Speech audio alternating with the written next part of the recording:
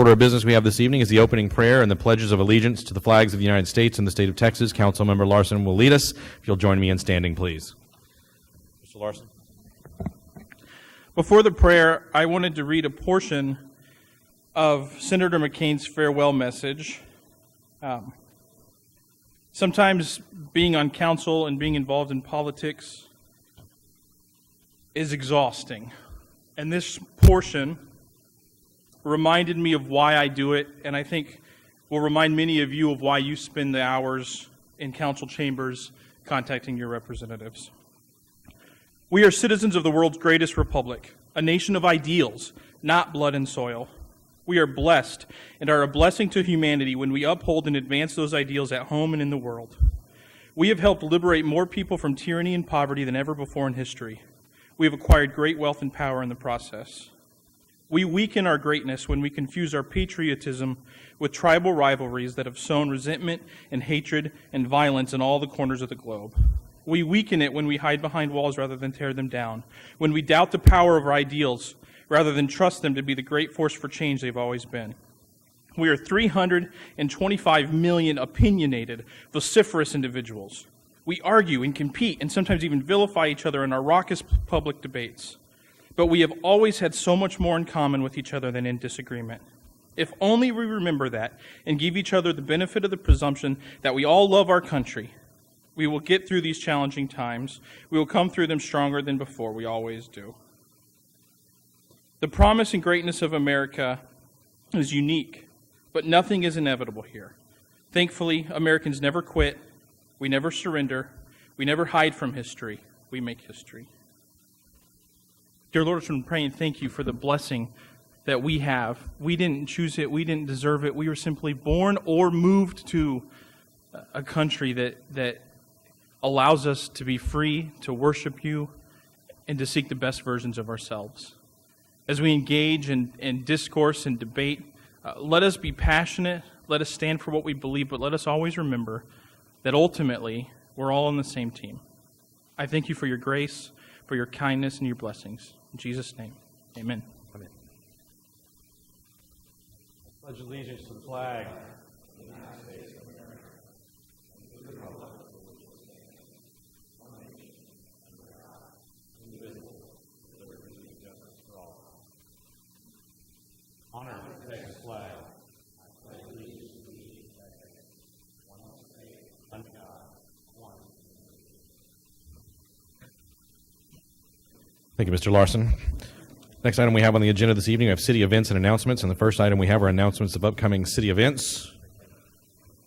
Very good. Mrs. Gonzalez. All right. Thank you, Mayor. Just a couple short announcements this night. On Thursday, August 30th, there's going to be the TML Region 7 dinner meeting at 5:30 p.m. Dinner will be served at 6:30 p.m. It's going to be at the Seguin Public Library. And if you have any questions, please contact Brenda or Donna for more information.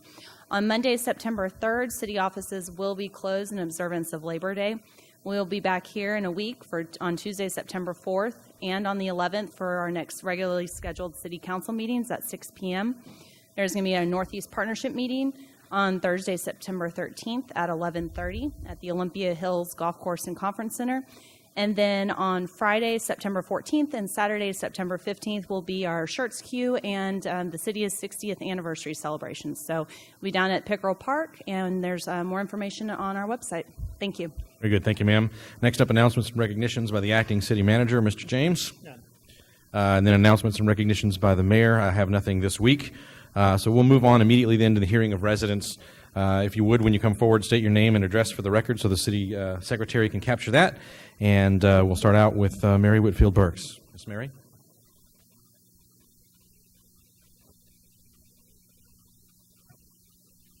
Good afternoon.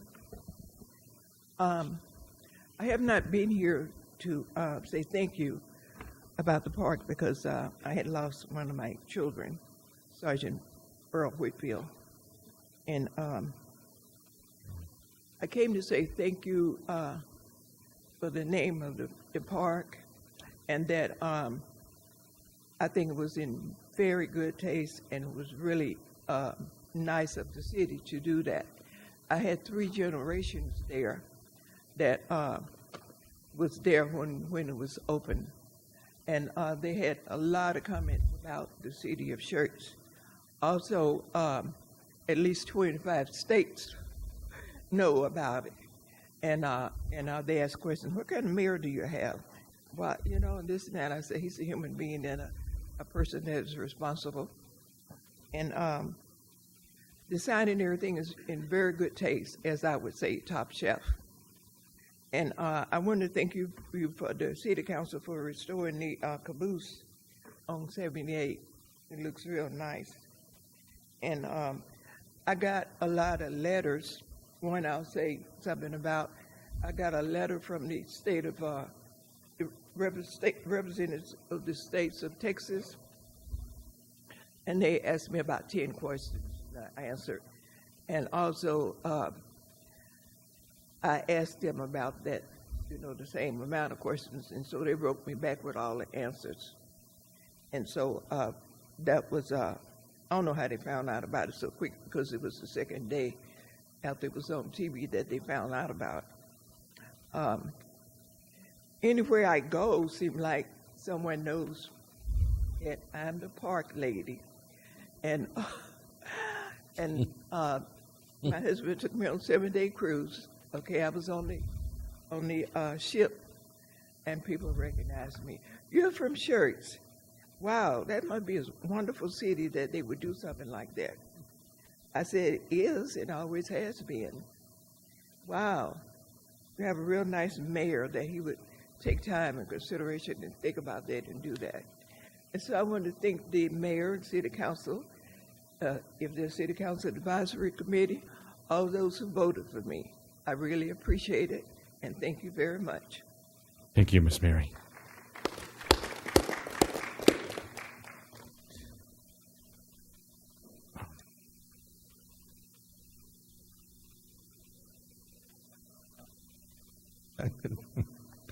For those of you that may not have been here before, I rarely remember to bring these, and my wife is always telling me that I'm simply not as young as springtime anymore, and they're required. All right, next up we have Brandon, and I believe Zerker. Is that, did I get it correct? All right, good deal. Okay, my name is Brandon Zerker. I live in Hollering Pass, 2 doors down from an established pit pad, which is a multi-tenant short-term lodging house. It's in Crossvine, just down the road by Randolph Air Force Base. I'm also in the Air Force and work at Randolph Air Force Base. I want to be very clear and state that I stand before you tonight as a resident and taxpayer of Schertz, and I do not represent the Air Force in any way. I also want to be clear in my feelings on short-term rentals and multi-tenant rentals in single-family residential housing. They are not an attack on any group, especially the Air Force. Short-term rentals are destabilizing to residential neighborhoods. They do not promote a sense of community, nor do they promote a normal neighborly interactions. Let me give you some examples of what I've experienced in the last month living right next to a short-term multi-tenant rental. All of these examples did violate city laws, ordinance, and some of them are still occurring. Parking. No less than 5 separate occasions I've witnessed illegal parking in the street. I've contacted the police twice on the same vehicle. They simply issued verbal warnings. They lectured, and then I was lectured by an officer that I needed to be more neighborly and understanding that they were new to the neighborhood. So what am I expected to do now? Every time new tenants move in, every 2 to 3 to 4 months, be neighborly and understand that they are going to illegally park for a certain period of time. In addition to that, this house is a 7-bedroom home with 7 tenants and 7 vehicles. There is another 7-bedroom house being built by the same investment group on my street. That would make a total of 14 extra vehicles, only of which 6 can be parked on the driveway or the driveway of the garage. That said, that's going to leave 8 vehicles for on-street parking. We only have 12 on-street parking spots on my street, and there's already 15 houses on that street. So they're going to be taking up 75% of the housing or of the parking. Let's move on to appearance. The house I live next to went 6 weeks without mowing their lawn. Their grass grew to over 8 inches long, and the weeds were extending over 12 inches. Once again, I notified the city that was happening. The tenants in the house have no reason to keep up with the yard because they're only going to be there for a couple months. Why would they care about what the house is going to look like or the yard in the next 3 to 4 months? Waste. What I mean by waste is our resources. The house, since closing the irrigation system, is on twice a day, 7 days a week. It floods the roads and does a better job actually watering the road, the sidewalk, and then with muddy water than it does taking care of their lawn. Once again, the tenants aren't likely paying a water bill, so they probably don't care that they're wasting water or breaking the ordinance. The other value is a false value of homes. These pit pads are about $500,000 each. Therefore, as they close, the county assessor has the ability to say, hey, that's an expensive house. Your house is now going to be assessed more, and now I have to pay more taxes. These things are highly lucrative for the investors. In particular, let's talk about what happens when things go south. Right now, we're in good economic times. Short-term, mid-term rentals are a very lucrative business. What happens when we have an economic turn to the south? What happens if the BRAC Commission comes and something happens to Randolph Air Force Base, any of the other military bases, missions around us? What will happen is those short-term rentals will go vacant. H&A Falcon Investments, which is the owner of these two pit pads, will go bankrupt, and then I will have two $500,000 houses being foreclosed on my street, and I'll watch my home value plummet. Lastly, I want to specifically address pit pads. These type of rentals are made against, if these types of rentals are made against the law by the city of Schertz and surrounding communities, the airmen that are housed in these will simply move back into base lodging, which is currently 1/3 vacant. They have more than enough room to take care of these airmen. When base lodging fills up, these airmen will be given a per diem rate so they can stay downtown in a hotel, which is fully authorized. Outlawing these rentals does not show any type of non-support to the military. The military has its past to take care of its airmen. Rather, outlawing short-term rentals protects Schertz taxpayers, citizens, the rights to neighborhood of people who are invested in their homes, community, and neighbors. I desperately urge you to quickly pass laws banning short-term and mid-term rentals in residential single-family housing so that my house or my street doesn't turn into a Motel 6. Thank you, sir. Next up, Pat Conley.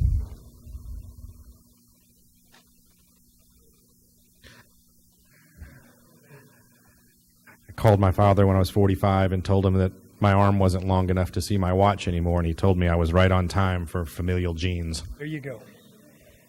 Thank you. I'm Patrick Connolly, 9116 Trail Stem, Crossvine, same thing. I have a lot of family here, Air Force family. I've heard a thing that we're all family, get along with it. Well, this family doesn't come stay in my house, and I don't rent rooms to them, period. Under the City of Schertz, Section 90-142 under definition, single-family resident means single-family dwelling unit as authorized under the city's zoning regulations. Then when you go to Article 16 under definition, dwelling, single-family, is a building designed or occupied exclusively by one family. Not 7 or 8 different people coming and going 3 or 4 months at a time. The previous gentleman was right. They provide housing for these folks, not the Crossvine. And in our governing documents that were signed by the city back in June of 2014, Article 1, Section 202 states, no portion of the development area may not be used as an apartment house, a flat, a lodging house, hotel, bed and breakfast lodge, or any similar purpose, period. And that was signed by the city, and we should all abide by that. Here's the email that shows it. I appreciate your time and really appreciate looking into this. Thank you. Thank you, sir. Next up, Ryan Wolf.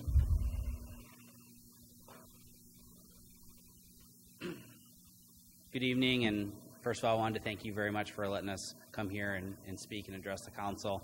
My concerns regarding, I do live at the Crossvine, I live at 11902 Hollering Pass, so my concerns regarding this overall switch in the overall community is overall the safety of the environment for the homes that are there, as well as the occupants of those areas. The structures themselves are not designed for a lodging occupancy. Underneath the International Fire Code, it's actually classified as an R2 occupancy. This building is not designed and structured that way for that, as well as it also can lead to some damages to other properties.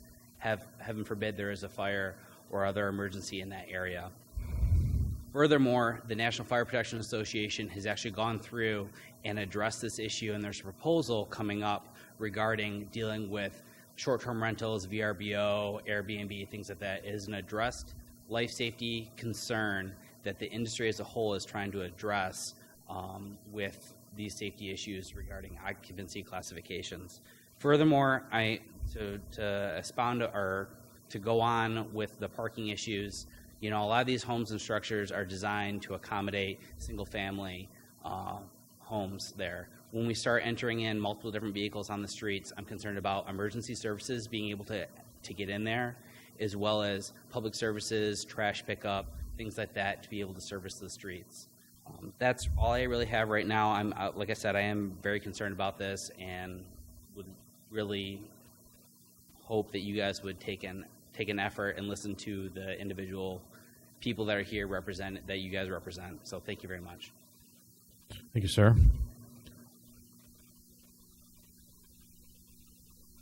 Next up is Alicia Casiano.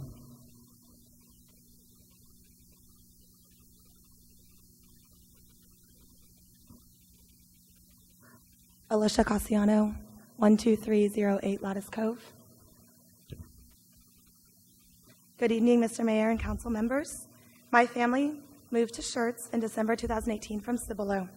My husband and I both work in Schertz, and our oldest daughter just started kindergarten in a school in Schertz.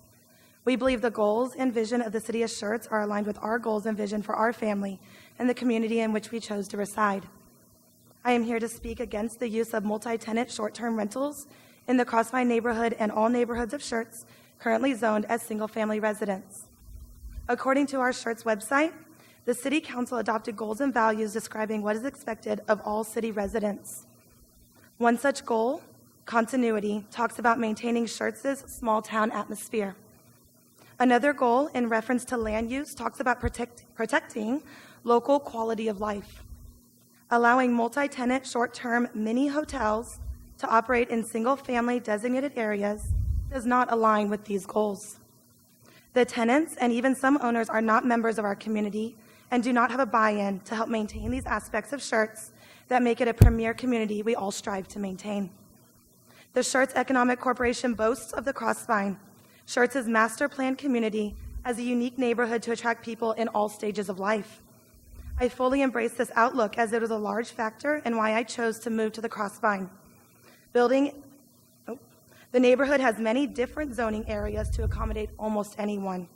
However, the many hotels have chosen to build in the areas designated single-family residence, causing not only distress to the neighborhood, but is causing the area to be used in ways it was not intended.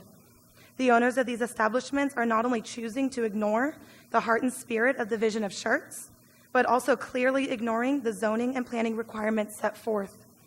They have paid no mind to the restrictions in place in hopes that they would be allowed to break the ordinances with no repercussions. If the owners of the many hotels have already shown disregard for current zoning, what other ordinances and laws are they going to try and skirt? This is a dangerous precedent to set.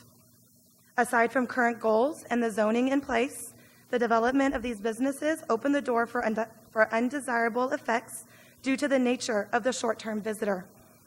These homes could easily be used as party houses, with current tenants gone and new ones in place before any corrective actions can take place. One such home has already had multiple police visits. The many hotels also increase noise and traffic, where families have chosen to raise their children, retirees have chosen to settle down, and where people have been assured of the intentions of the neighborhood. A quick review on social media posts of current owners of these many hotels reveal statements such as, and I quote, "I plan on completely and utterly trashing the place. Can't wait." And another one, "When I'm done with it, the pad will be completely broken." These multi-tenant short-term rentals with visitors who have no buy-in to our community will certainly not preserve and enhance our small-town atmosphere or protect local quality of life. Thank you. Thank you, ma'am. Next up, Leah Jacobson.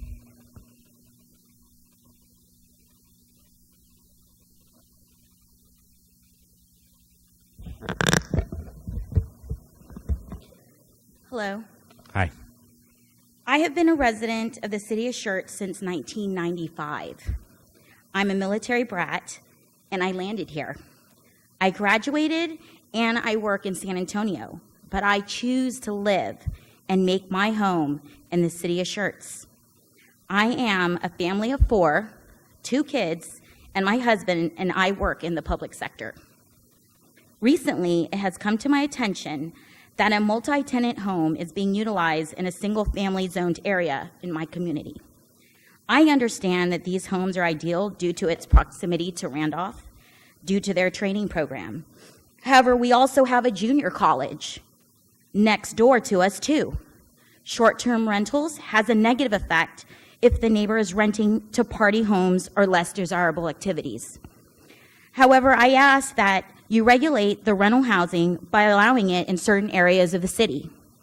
This allows for homeowners a clear understanding of the property they are purchasing. Neighbors would not be hostile to it due to its transparency of the zoning laws in the city. An article from the Washington Post has said that in Austin, the city is looking to strengthen short-term rental restrictions and even outlaw it in certain neighborhoods.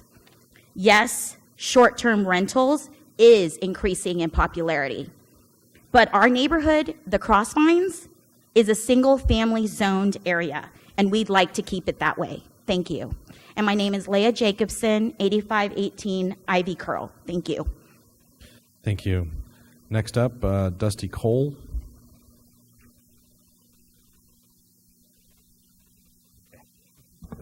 Back up. Mayor and council, my wife and I have lived in this area for over 20 years.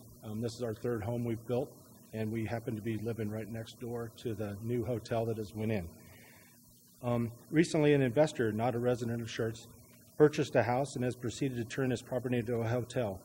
And we've seen it house as many as 7 different individuals with 7 different cars from different states too. In the short period of time the investors owned the property, there's been a constant stream of strangers and different cars parked in the area.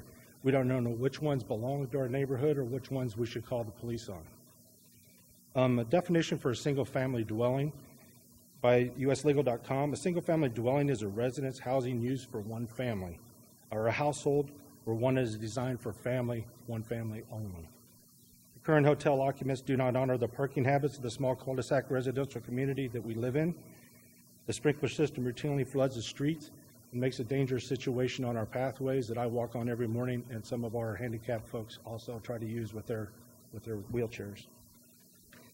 The community making this a wet, muddy experience, obviously. The hotel owner has been contacted multiple times to correct the issues. However, nothing's been corrected. Sprinklers run morning and night, every day of the week. There's no neighbor to actually make a relationship with living next to us. We've tried. We are extremely concerned with your proposal consideration that short-term and mid-term rentals would be allowed within our neighborhood. We purchased our home in a neighborhood because of a single-family residence zoning and the governance put forth by the Crossvine HOA. Agreement that all owners of this neighborhood were made aware of and signed upon purchasing homes with the Crossvine subdivision. While we understand that there have been recent upswing in the popularity of these type of hotels, Airbnbs, whatever you call them across the nation. However, we knew what we were moving into when we moved into this neighborhood, and that wasn't part of the deal. How are we to be protected from the constant stream of strangers, noise, and other nuisances associated with the living next door to the short-term renters? They do not abide by the same rules we do. They don't care as much as we do. Current hotel occupants happen to be military personnel assigned to JBSA Randolph for training, but allowing this type of rentals to be established could attract college fraternities, housing rowdy vacationers, or worse yet, halfway housing. How are we to be protected from this from happening? In addition, these concerns, the permanent Crossvine residents pay a hefty HOA fee to enjoy the common amenities to include the pool that would, if these folks were allowed to use the pools, which they are based on their webpage, that would be 7 extra individuals using the pool plus their guests, which would overrun our facilities and make them, and they wouldn't care as much about our HOA amenities that we have. It was not designed for this high-density residential use.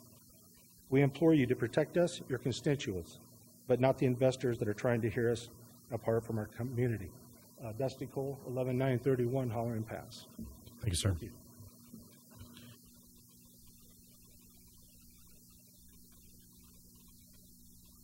Next up is Joe Hoffer. Is that right? Hoffer? Thank you. Good evening. My name is Joe Hoffer. I live at 9319 Winding Bloom. I am a practicing attorney in San Antonio. I traditionally represent school districts, charter schools, colleges, and some economic development corporations. It's good to be in a different forum in front of you. I'm speaking as a resident on behalf of about 8 of my neighbors who I'm representing pro bono in this matter. I've got a couple take-home points. I'm not going to repeat what my fellow neighbors have said, but this is about enforcing the zoning ordinances of the city of Schertz, which are duly adopted. And if you don't enforce them here, can you enforce them when it's a group home? Can you enforce them when it's a frat house? Can you enforce them when it's a halfway house? That's number one. And number two, it's about waiver. This is the master plan community, the first master plan community in the city of Schertz. There are quality declarations, covenants, and restrictions that are very specific and do exclude this type of use. But the HOA is limited. It can't act fast. It has due process it has to provide that takes 60, 90, 120 days. They have to give a hearing, and then there's litigation. The zoning ordinances, which are in effect, can be enforced quicker than the HOA's process. And in the end, the HOA, guess who ends up paying for the legal fees of the HOA? All the residents, as they'll pass an additional assessment and pass it back to us. So we're asking you as the city to look at your ordinances, enforce those that you have, and help us, your residents, because this is important to the community. We've invested in a $500,000 house here in Schertz, and I graduated Randolph High School. My dad was in the Air Force. This isn't about military. It's not the fact that these are pilots. It's about we can't waive the declarations, covenants, and restrictions that run with the land. That's the law. We can't waive the zoning ordinances that are in effect. And if the zoning ordinances need to be strengthened, I'd ask you to strengthen them. And if the city council, for some reason, wants to pass ordinances allowing Airbnb, that's fine, but don't allow it in neighborhoods that have declarations, covenants, and restrictions. And many of the fine neighborhoods in Schertz have declarations, covenants, and restrictions. The fact is, though, the Supreme Court a few months ago struck down a lot of those. They said if the zoning ordinance, if the declarations, covenants, and restrictions do not explicitly say certain restrictions, that the court's not going to imply them into the agreement if they're not written in. Ours has the right language. Ours has specific language that someone else read to you earlier, that we can't have hotels, lodging homes, multi-tenant housing, or similar uses. Ours has the right language, so it should be enforceable. And finally, and most importantly, it's a safety issue. My children ride their bikes in this neighborhood. This is a neighborhood you can let your kids ride their bikes in. There's parks all over. There's pocket parks designed to induce the children to riding their bikes and walking and playing with their friends. And it's a neighborhood, growing up on the Air Force Base where I could run all over the base, it's much like that in the neighborhood. Of course, we as parents still have to watch out for our children, but this is something special that's out here that you all have helped create. But where there's 8 or 9 cars parked in the street, it's not safe for the children to be there. Thank you. Thank you, sir. All right, next up this evening, Brent Bolter.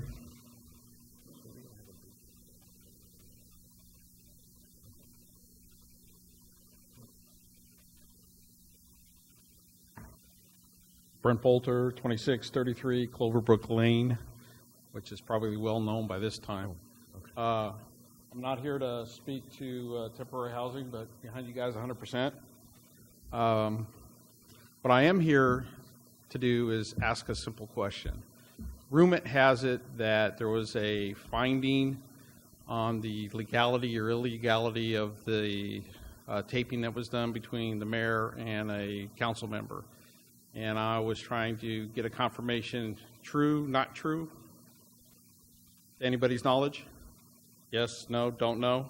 Don't know. Okay, so I just wanted to come and ask if there had been a finding yet, because my understanding, of course, it was being looked at. And I wanted to, again, state my feelings about that being done, which is that is unacceptable. It is not honorable to try and do things. It's underhanded, it's dirty politics, it's down in the gutter. So even if an investigation has it such that it was legal to do, it was completely out of line. Now, I know we're having public hearings on the budget and on the tax rate increase, so I'll just wait to the public hearing to get up here and speak my piece on those two. Thank you for your time. Very good. Thank you, sir. And then last up, it looks like Emiliano Guerrero.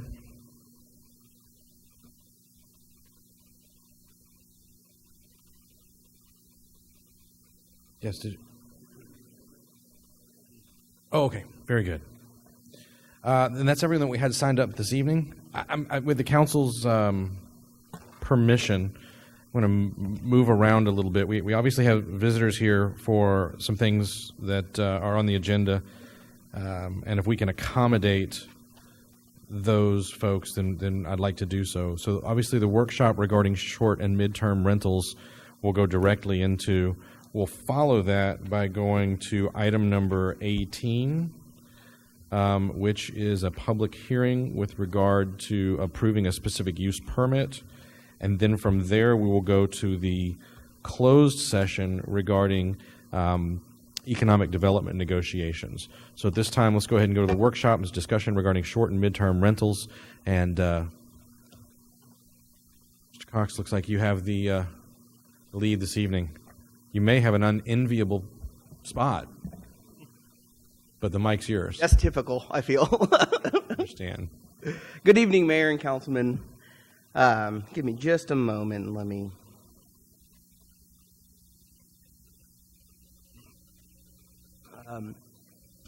So you heard from a number of residents earlier from the Crossvine. I think all of the ones that I was hearing from the addresses they gave are all in the Crossvine. But I want to give a little brief overview. Back in May, very early part of May, I think it was the 1st, Channery Gould, one of the planners, came and gave a presentation on short-term rentals. We really focused at that time on truly that short-term rental, the Airbnb, the VBRO, the kind of weekend, maybe week at a time. It was also a little relevant because that's about the time Fiesta comes into town, and so we see a little bit more tourism than we do kind of the rest of the year.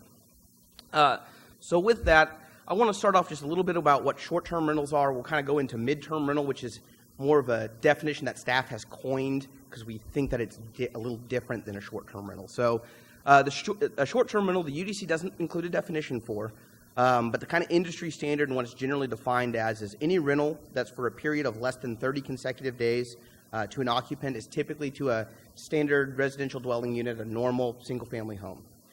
That home may or may not be owner-occupied, so it could be somebody going on vacation and they're renting it, or they could have it as an investment, or they've moved someplace for 6 months and are renting it while they're gone. It is becoming a popular item.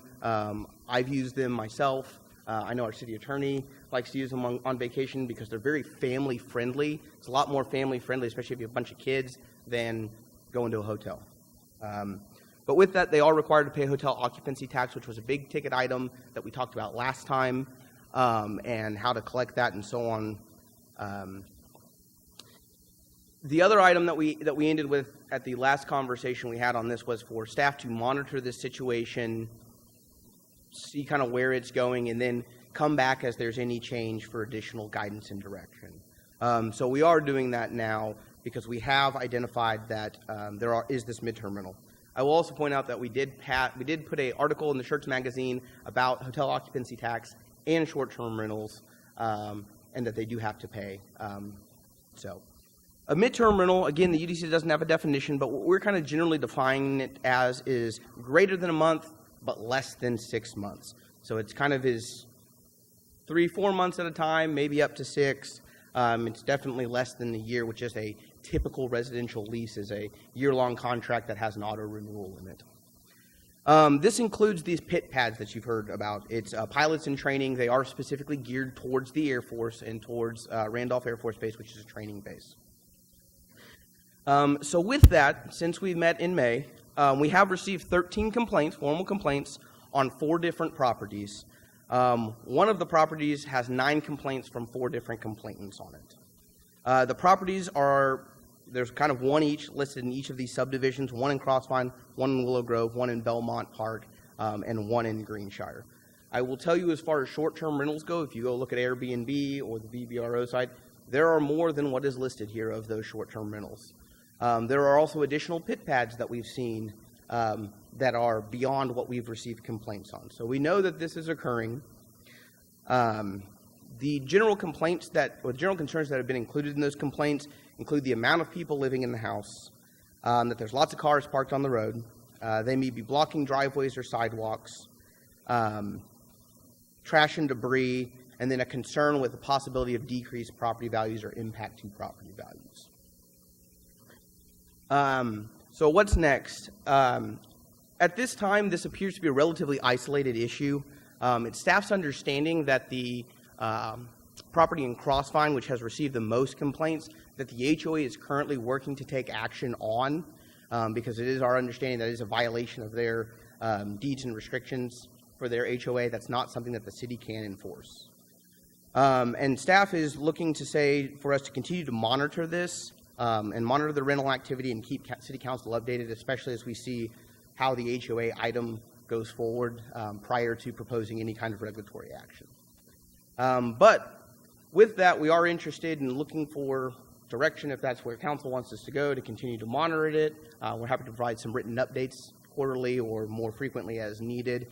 Or if council is looking for regulation, direction on what that regulation is, so you can give staff an idea of how you want things to start looking to be drafted, because this has a very broad spectrum of what you can choose to do, everything from nothing to full prohibition potentially. It's a very wide gambit, and I don't know that it's one that staff can really tackle on their own without good, solid direction from the council. All right. Well, I think that one of the things that needs to happen, and I may be speaking for myself, I have a general idea of what state law says we can and can't do as a municipality, what any political subdivision may or may not be able to do under the guise of state law. Property rights with regard to state law are heavily and strongly aimed toward the benefit of the property owner. And while there are many things that we can do as a municipality, our hands are tied in others. I just don't have enough experience with the subject matter to know. So I guess what I would like to ask is, Mr. Santee, could in the next meeting or meeting after, whether we do that as a consultation with our attorney in closed session or whether it be an open session presentation, can you come and educate us on what the state law says, what we can do as a municipality, can't do as a municipality, et cetera, and what your firm sees amongst those cities that you represent being done? I understand you need a little time to prepare that, but if in the next meeting or two, I think that'd be very useful.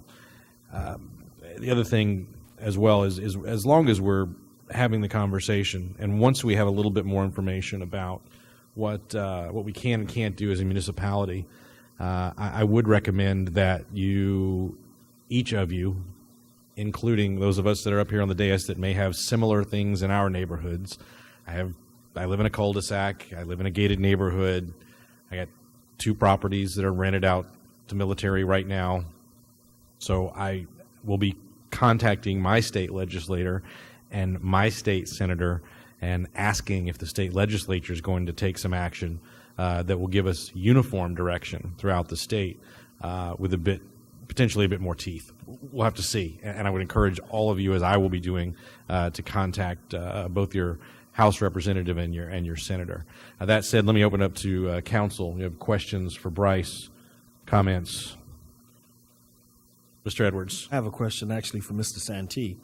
Mr. Santee, if we decided to change any verbiage in our UDC or our zoning codes, would that grandfather these particular individuals already in the pit pad business? I'll include that in what I prepare for the council.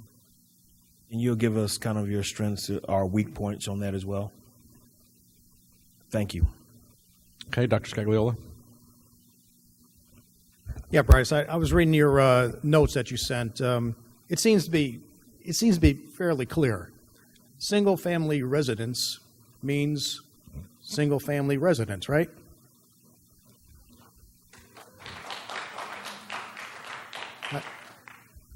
So, in regards to that, I would say that a family unit is not the same as we view it 60 years ago, or even 40 years ago for that matter.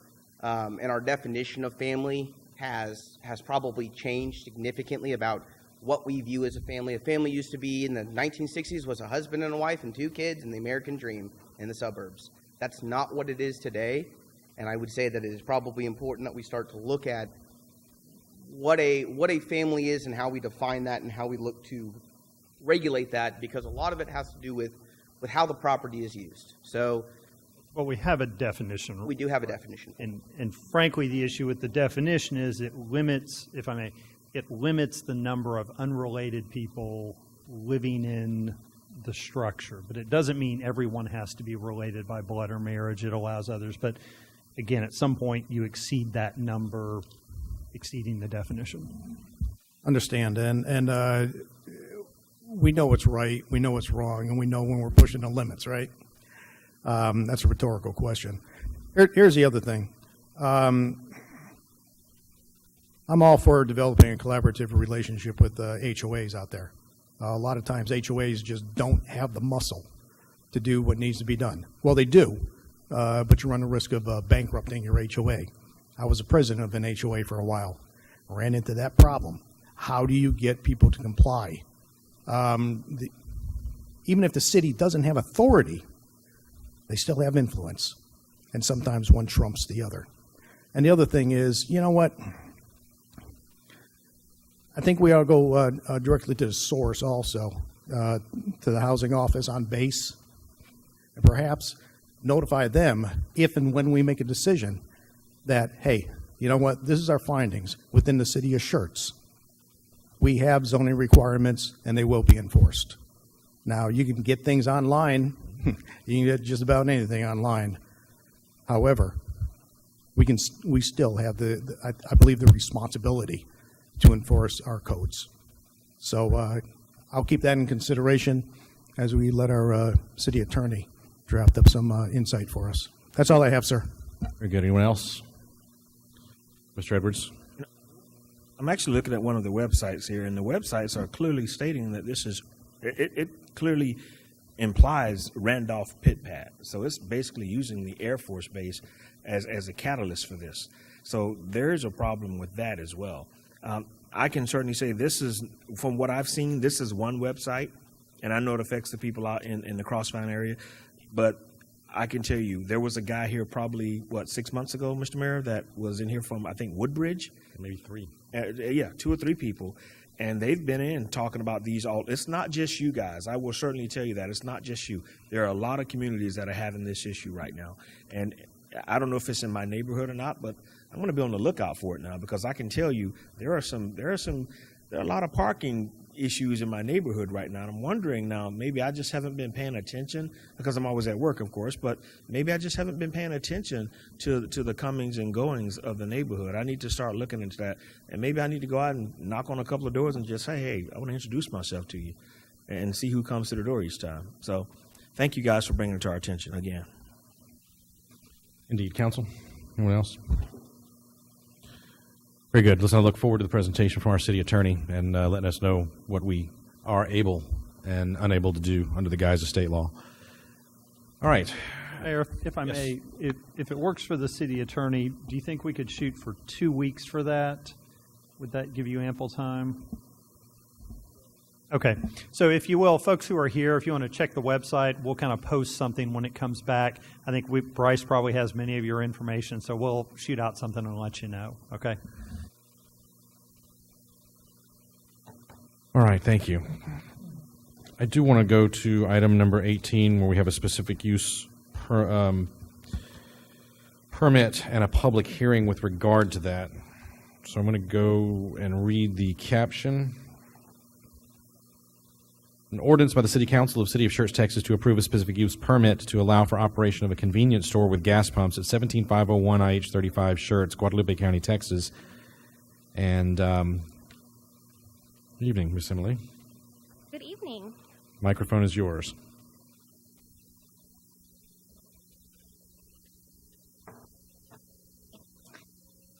So the subject property can be seen here by the green line. It's most commonly known as the existing Jack in the Box on 3009 and the 35 frontage road. To the north, there is a 30-foot access and utility easement. Across that is the existing Arby's, currently zoned general business. To the west is an existing convenience store with gas pumps, also zoned general business. To the south, 35 right-of-way, and to the east, 3009 right-of-way. The request is for a specific use permit with associated conceptual site plan in order to develop a 3,150 square foot convenience store, specifically a 7-Eleven, 6 gas pumps, and a 966 square foot car wash. On July 27th, 9 public hearing notice mailers were sent out to the property owners within the red 200-foot buffer. At this time, we've received 1 response in favor, no responses opposed, and no responses neutral to. On August 13th, there was a notice published in the San Antonio Express News of tonight's public hearing. So this is a zoomed-in version of the future land use map identifying the subject property by the green star. The comprehensive land use plan identifies this area as commercial campus, which is intended for lower intensity commercial and office use between major intersections as a buffer between the highway and the adjoining neighborhoods. As I had mentioned earlier, there's an existing restaurant adjacent, an existing gas station, and right-of-way. The property and all adjacent properties are designated as commercial use and zone general business, and the proposed convenience store with gas pumps is a land use that is compatible with the existing convenience store and right-of-way. So this is the site plan exhibit. It's kind of hard to see, kind of zoomed out, so we're going to zoom it in and talk about what they're proposing. So in this area, you can see the proposed 3,150 square foot convenience store, their 966 square foot proposed car wash, and their 6 gas pumps. They're also proposing a 24-foot fire lane that goes from 2 existing driveways that they would be proposing to keep. They're also proposing an additional driveway that would go onto the 30-foot access and utility easement, and an access point that is specifically designed just for car wash and the car wash stacking. They're also proposing an 8-foot tall masonry dumpster enclosure to meet the city requirements for that, and 12 parking spaces. The traffic impact analysis and drainage report are still currently under review by TxDOT and the City of Schertz Engineering Department, but we feel at this time that the review is underway and is not going to cause significant changes to the proposed conceptual site plan. So staff is comfortable moving forward with a condition that the TIA and the drainage report are approved by both TxDOT and the City of Schertz. The next sheet I want to talk about is the proposed landscape exhibit. They are proposing 19 trees along 3009 and 35, which meets our required ratio. For the whole site, they're proposing a total of 33 trees. They're also proposing shrub screening adjacent to 3009, 35, and the western property line. All landscaping will be watered by an underground automatic irrigation system, and it does meet the requirements of the UDC. This next sheet is the proposed elevations for the convenience store itself. It does comply with the exterior construction and design standards laid out in the UDC. It will be constructed of chopped stone and stucco finish with the front facade consisting of 30% windows and doors. It does also comply with the vertical and horizontal articulations specified in the UDC. This next sheet shows the gas canopy in this area here, which will be, if approved, constructed of chopped stone and stucco finish, and the car wash being proposed as chopped stone. This time, staff is making a recommendation of approval of the specific use permit to allow a convenience store with gas pumps conditioned upon the following occurring. TxDOT and the City of Schertz Engineering Department approving the TIA, the traffic impact analysis, and the drainage report. A building permit is approved within 1 year of the adoption of the SUP ordinance, and the use begins operation within 2 years of issuance of the necessary building permits. So that first condition, like I had mentioned earlier, is because those documents are still under review, and the next 2 are our standard conditions on SUPs that we bring forward. The Planning and Zoning Commission did make a unanimous recommendation of approval after a public hearing that was held on August 8th. And there is a representative of the application here that would like to make a presentation. Okay, why don't we have them do that first, and then we'll open up to the public. That way the public has an opportunity to respond to anything from the applicant.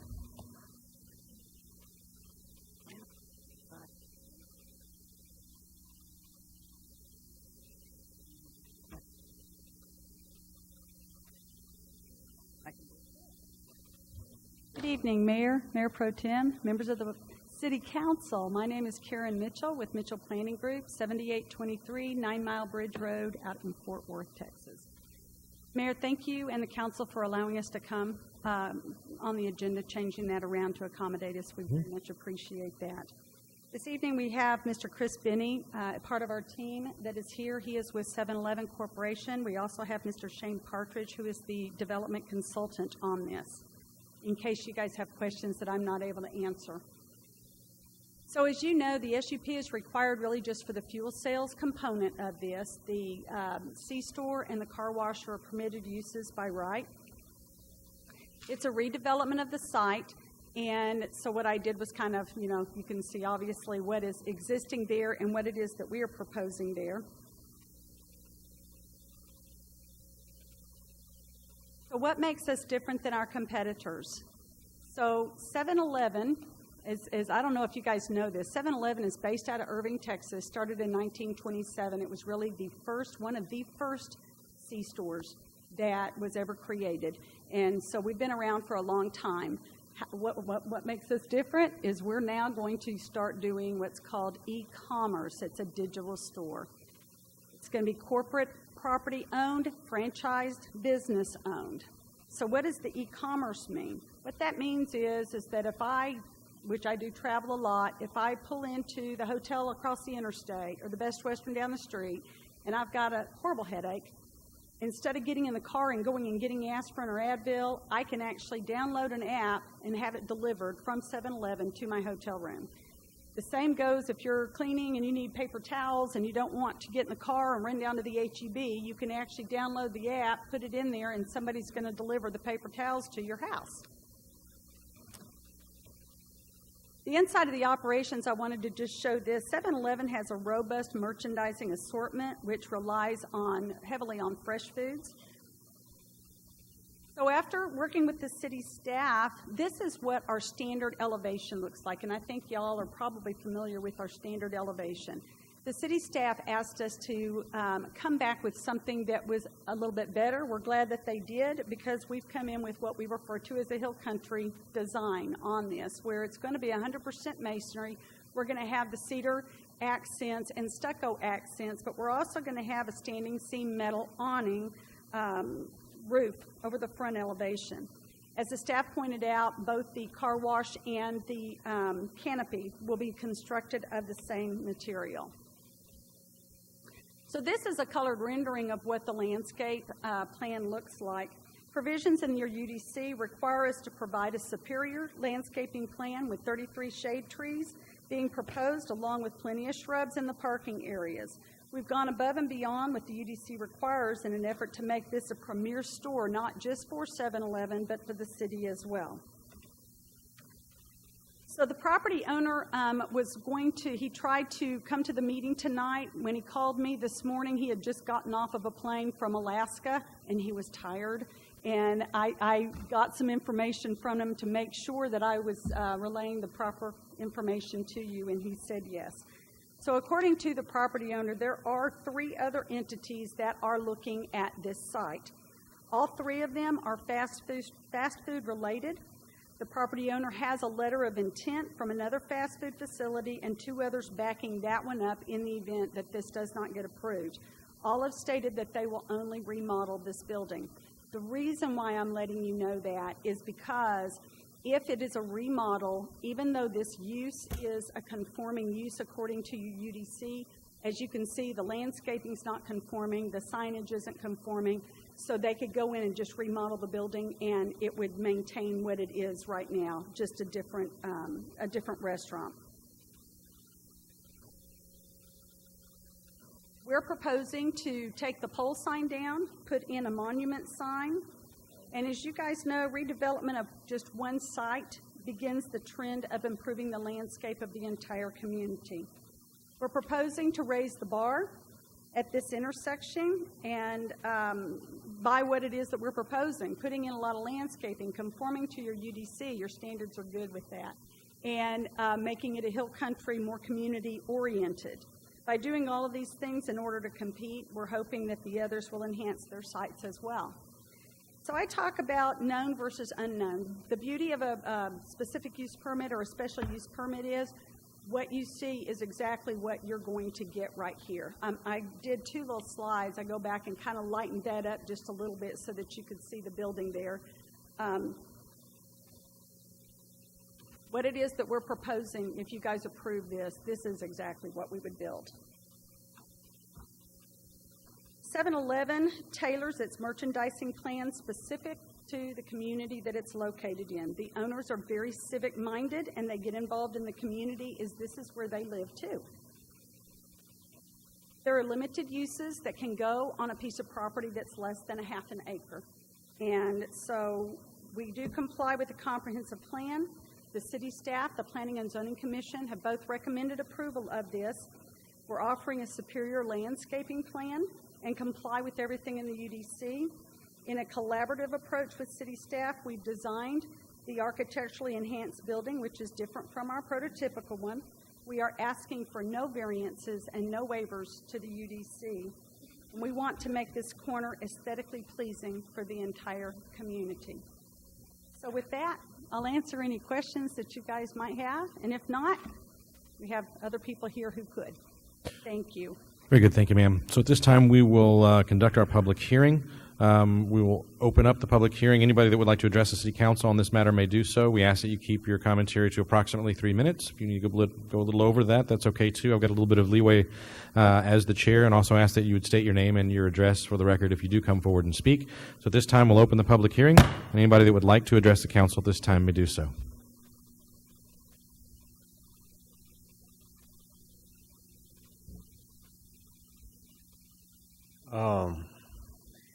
Kind of caught me off guard. Another gas station up there. We've already got a Shell, we've got a Walmart, we've got a Valero, we've got an HEB, we've got another Valero. There's got to be a better spot for it. I'm not saying 7-Eleven is a bad choice for a gas station.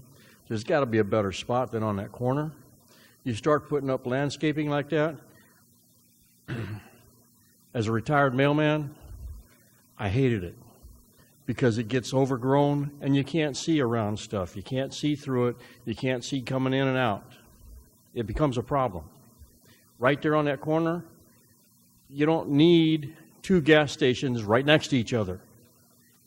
It surprises me that our P&Z did approved it for that spot, but I don't have a problem with 7-Eleven gas stations. That's not what I'm saying. I'm saying the position of it, the location of it, needs to be rethunk because it wasn't thunk on real good. Thank you, sir. All right, anyone else that would like to address? Please, sir. Robert Brown, 2800 Berry Patch. I kind of echo what he has to say. That's a bad spot. That you've got that merge lane coming off of 3009 going east, merging onto 35 south. That already is a nightmare traffic on anybody trying to get to Jack in the Box or even going into that Shell station, because that acceleration lane goes down almost all the way through the Shell station entrances and exits. So what is that going to mean? Is that going to mean that the only safe access to the 7-Eleven is 3009 going eastbound? People have, they have their favorites. I love 7-Eleven. I come down to this one a lot. The problem you're going to have is people are going to be trying to cut across that acceleration lane. There's going to be an increase in wrecks, increase in accidents, until the city, county, state puts in, a concrete curb line. And then they're going to go out of business because they aren't generating the traffic they want. I think it's poorly planned. P&Z, they showed the picture, the overhead picture, and they showed that painted stripe. Nobody's addressing that on their plans, and on their plans, doesn't show any of that. It just shows the cement curbs. This is just a bad plan. Thank you. Thank you, sir. Anyone else? Please. Good evening, council members and mayor. I actually disrespectfully disagree with the previous 2 opinions. Mostly, I'm a capitalist, and I'm also very much a financial analyst. I work at Frost Investment Advisors, and I know, and I have actually analyzed 7-Eleven, and from my experience, they're a multinational company that they know what they're doing. They have done their analysis on that place, and they're probably the best qualified to know if that is a sustainable business in that corner. Now, I do agree with the gentleman saying that it could potentially cause traffic problems. So I believe if whatever the committee decides with the traffic analysis, if that checks out, then obviously, again, that's not my area of expertise, obviously, but again, just kind of honing back that Jack in the Box area right there. It's honestly an eyesore. I always drive through there. It looks dull. There's no landscaping. I mean, there really is nothing there, and I would rather have something that's generating business. It is next to another gas station, but I trust that 7-Eleven has done its business, looking at the financials and knowing, okay, we can actually sustain this over the long term, irrespective of having the competition. I think the landscape is a great idea. The trees could become a little bit of a problem, but I think if it's in their best interest to maintain it, business doesn't want a bad sort of curb appeal, but that's my piece on that. Thank you. If you would, your name and address for the city secretary, please. Daniel Ortega, 2724 Poplar Grove. Thank you. Anyone else?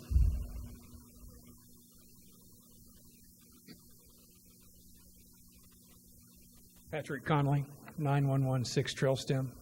In those pictures that they showed, he talked about mature trees in that front island. Well, look what you have in front of it. Power lines, telephone lines, and all that. That's a big problem. And you know CPS is not going to come out with poles for planting trees. It's just not going to happen. Other thing on digital, HEB is getting ready to do that. They already deliver curbsides. They're talking about doing the same thing. Call it in, they'll deliver it right to your house, 3009. Thank you. You, sir?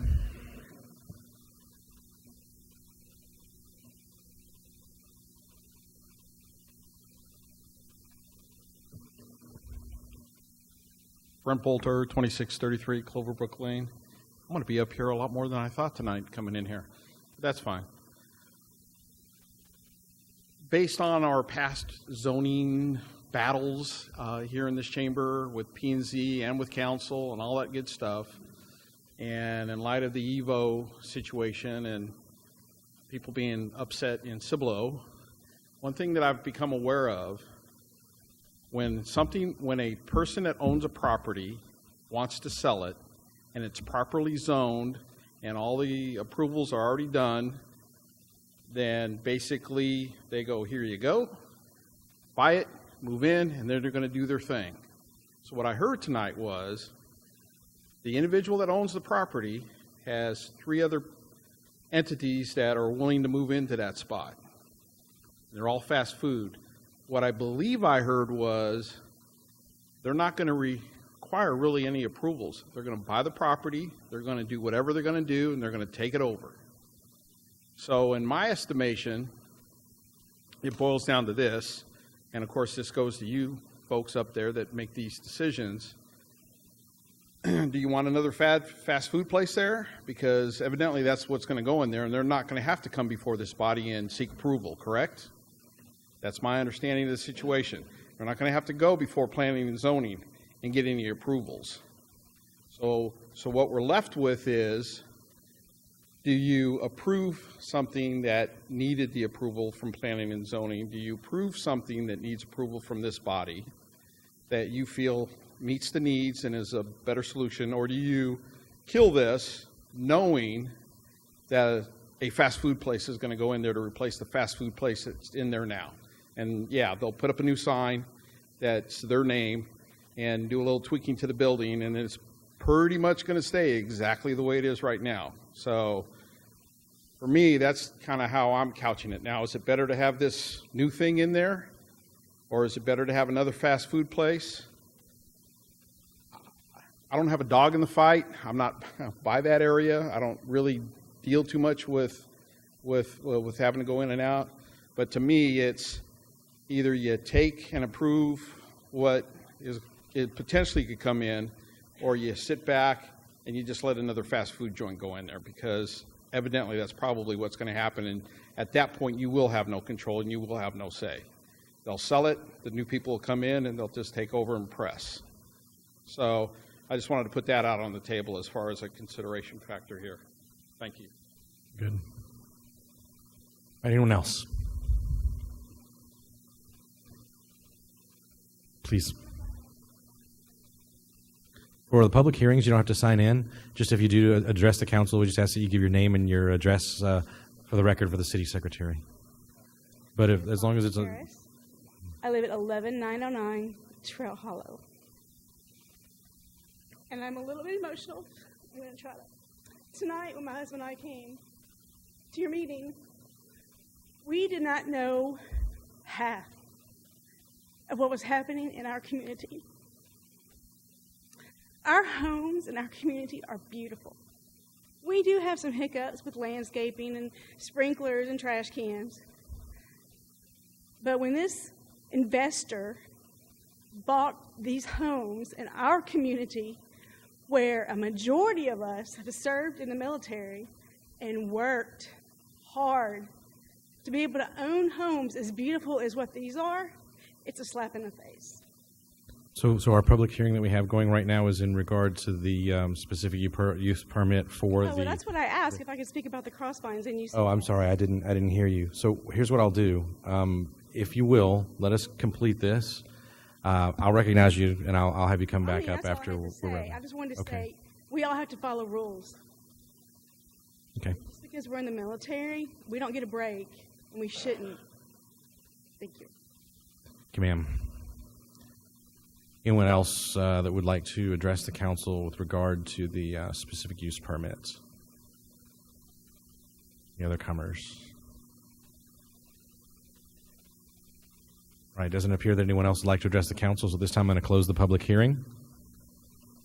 All right, we'll open it up to council. Questions, Mr. Edwards? I have several questions. Could you go to slide number 11, please? It's page 11.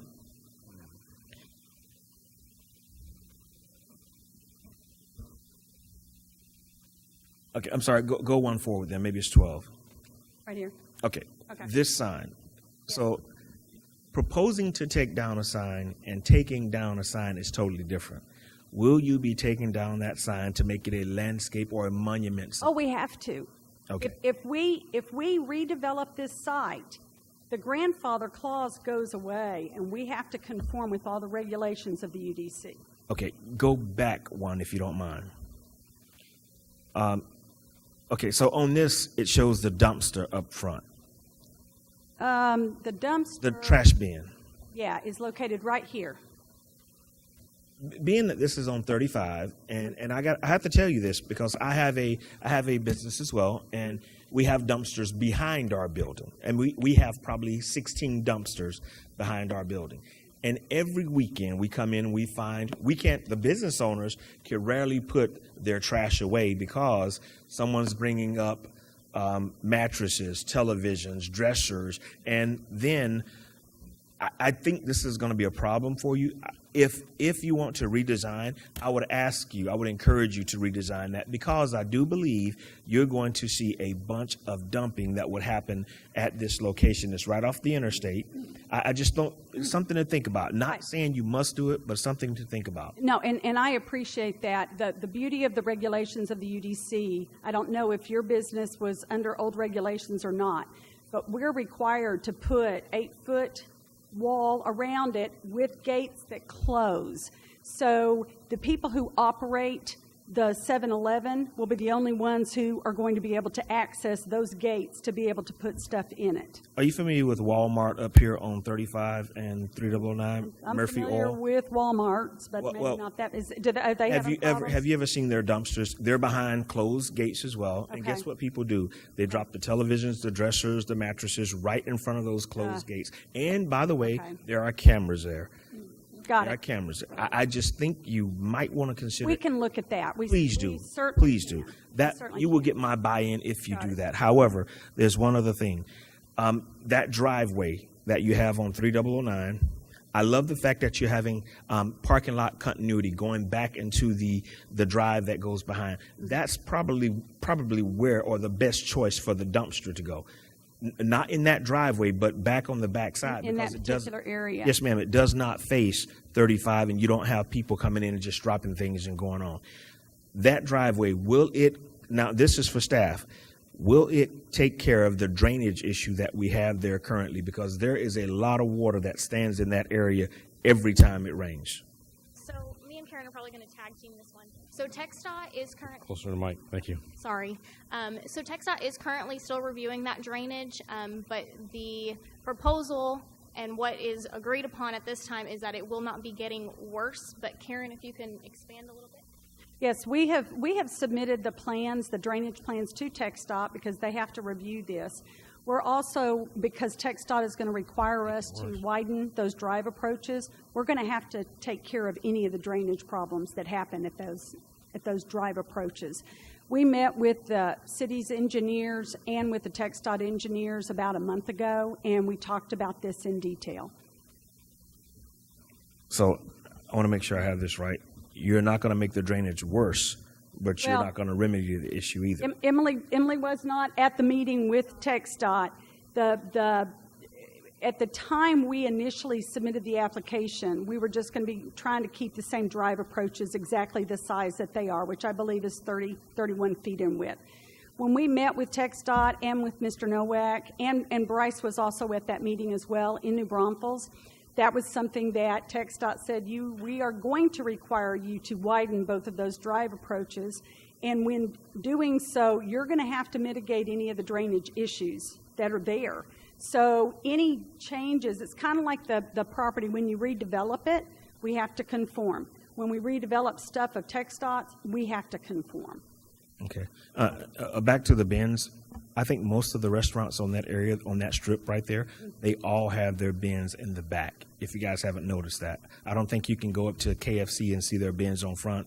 You can't go up to, Arby's. Those guys, they have their bins all on the back. I think that's far better. It would appease me if Yeah, if you would just let us look into that, and if you want to make that as one of the conditions for us to see if we can work this out with staff or we can relocate it, we'll certainly be more than happy to do that. Thank you. You're welcome. Great presentation. Thank you. Mr. Gutierrez. If you can go back to slide number 11. Right there on that car wash, I see the cars coming in from that end, or are they exiting? They're going to come in off of the mutual access easement in the rear, and then they will exit. Let me see. The best way for me to do it is they will come in this direction, and they'll exit out this direction. So if you have more than 6 cars, it's actually going to impede traffic on that outer portion. We worked with the city staff, and Emily may want to talk to you about this, on the stacking requirements, because your UDC doesn't really have any stacking requirements. So we went and looked at other cities in this area and across the state to see what their stacking requirements were for this type of use and presented that to the city staff. So what they currently have proposed is 1 vehicle within the car wash itself, and then 3 cars stacked in line, if you will, which does meet our current requirements. This is something that we know needs to be beefed up a little bit in the UDC, but with our current requirements, they are meeting that with 4 spaces. Okay. Thank you. Mr. Crawford. I have a couple questions about the design. The slide you got up there is fine. Which? The one you have there now, number 11. Oh, okay. That's fine. Okay. I'm surprised the marketing people want to have all the big trees up in the front where you can't see the place from 35, and you can't see the marketing sign very well. I'm also surprised you have a car wash lane from the backside. If I were going to choose a car wash, I'd go across the street to Valero, where I can drive into their property and around the side and into the car wash and out onto 3009. So that's kind of a stacking issue, design issue in my book. I agree with Mr. Edwards about the trash pickup. The only proper place, in my view, would be have it on the backside, where you at least can get the trucks in there and not have a gigantic truck trying to pick up a gypsy dumpster that has to be pushed over their head. If I could address the tree issue, because that was something that the Planning and Zoning Commission talked about as well. That is what your UDC requires us to do. If we could put a different species of trees in that wasn't the big, tall shade trees, and we were able to do more ornamental ones, because I think Planning and Zoning Commission was talking about their concern with the trees as they get larger and get up into the overhead power lines, they're going to have to get chopped off. And so that too is a concern. We'll do whatever the city requires us and wants us to do at that location. Okay. The other comment, and I was on P&Z for about 6 years, and we had a bunch of discussions about gas stations. We have 7 gas stations on 3009 from that corner to 78. We have 2 right around the corner on 78. We have Walmart back toward the west side of 3009. So I'm not sure why we need another gas station parked right beside a Shell station. I like the concept of your interactive. You can have somebody call for something and have it delivered to them in the hotel. I'm not sure that how effective that's going to be, but it's probably where we're going, and I'm in favor of that. But that's the only thing that I see that might be interesting. I'm not sure why we want to put 2 gas stations side by side, but that's been done with HEB and Valero, so maybe it works out. But you're asking for a special use permit tonight to change the zoning. You have to have the special use permit approval before you can do anything. You can put a convenience store there, but not with gas pumps. That's correct. Am I correct on that? That is correct. Mr. James? And a car wash, so the convenience store and the car wash. So that's right. I've addressed my questions that concern me about parking a gas station there. I would almost be happier with a fast food place, and it'd make me even happier if we could maybe put a monument sign instead of having the sign 50 feet up in the air. But that's a separate issue. So there are some things we need to address on this project. Thank you. Would it be helpful if the real estate manager from 7-Eleven Corporate came forward and explained why they picked this site? Would that help you? If it helps anybody else, that's fine with me. I've seen the picture. I've seen the elevations and the drawings, and they've already picked it. They're asking for the special use permit tonight. That's right. And we've asked a couple of questions about design. Thank you. Mr. Larson?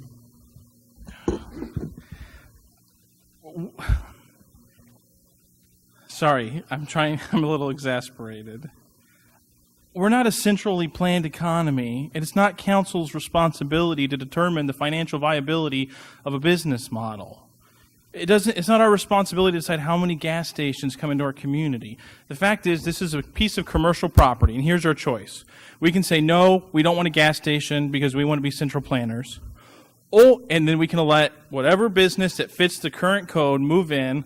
They're still going to have the issues getting into the spot or out of the spot on 35, except they're going to be exasperated because it's going to be narrower driveway than there will be if we approve this and they have to apply to new TxDOT regulations. There's still going to be drainage issues if we say no to this. In fact, they'll be worse because the new tenant's not going to fix the drainage issues.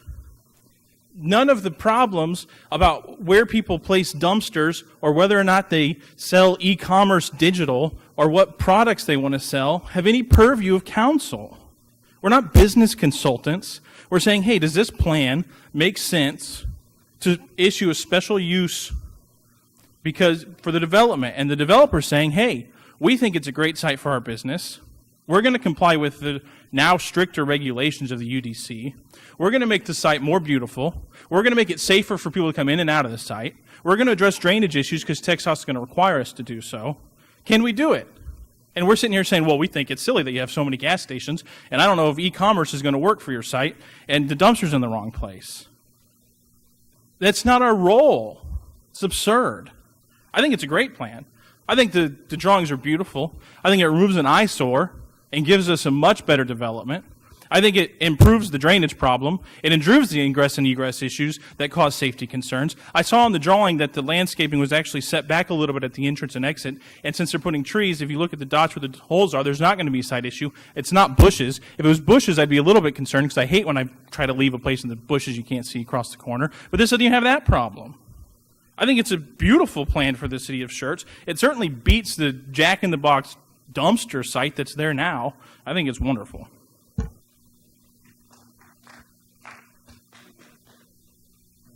Mr. Edwards? Well, I think we do have a responsibility to our citizens to make sure our city remains viable and beautiful at the same time. Guys, when you make an investment into a community, you make an investment not for one time, but for lifetime. Let me explain. That building You will own that building, 7-Eleven, for quite some time, right? However, if you decide to close those doors and shut up for a better economic position somewhere else, the city will own that property for eternity. It will be there for the rest of our lives, or at least for the rest of the city's existence. Would you agree? So if that's the case, why not make sure we have it beautiful for the community, for all the citizens that drive by it? I really don't want to see mattresses and televisions parked out front of 7-Eleven. And if anyone thinks that cannot happen, drive around this city right now. Regardless of whether there are metal doors on the front or not, it becomes an issue every weekend. And now, is it our citizens that are doing it? I don't know. Is it our contractors that are doing it? I don't know. Is it the lawn guys that are doing it? I don't know. I can't be at my office 24 hours a day to check on who's going to the dumpster. But I can certainly tell you on Monday morning when we get there, we see that eyesore. We see it. And every one of these businesses around the area will call you and tell you the same thing. Drive by Arlen's. Just drive by Arlen's right there where my office used to be at 414 Schertz Parkway, and you will see televisions. You'll see all kinds of things just thrown out. And guess what? The trash company says we can't pick it up if it's not in the dumpster. It's not their duty to get out and load the dumpster up. Now you have a landlord that's upset. Guys, it happens all the time. It happens every day. It is up to us to make sure that site remains beautiful. Now, economics, true. It is not up to us to do the numbers and figure out where 7-Eleven puts their next location. That is not up to us. They have brilliant people that do that. And I agree, Mr. Ortega. I really do agree with you. It is not up to us. Mr. Larson, I agree with your point. But I also think that if you have not driven up there when it's been raining, does anyone else understand what I'm talking about when you're trying to come out of that driveway? Water will come into your vehicle. If you have to sit there to get out on 3009. So I want to make sure you don't make the drainage worse. I know you're saying, hey, it might not get better, but at the same token, it is up to me to dutifully ask you if it's going to get better. I need to know that. So it's going to get better. As long as we understand that, and we also understand that the dumpsters, when you start having plastic bags fly up and get stuck in those trees, and then you're going to come to us and say, when are you going to do something about the trees? When are you going to do something about the trees? They got plastic bags everywhere. We have strapping everywhere. Guys, it is our responsibility to make sure that we ask these questions. Is it tough? Yes. Every time we make a decision, we have half of the people clapping, half of the people booing. That's okay. My job is to protect the constituents in this city. That's my job. Thank you. Anyone else?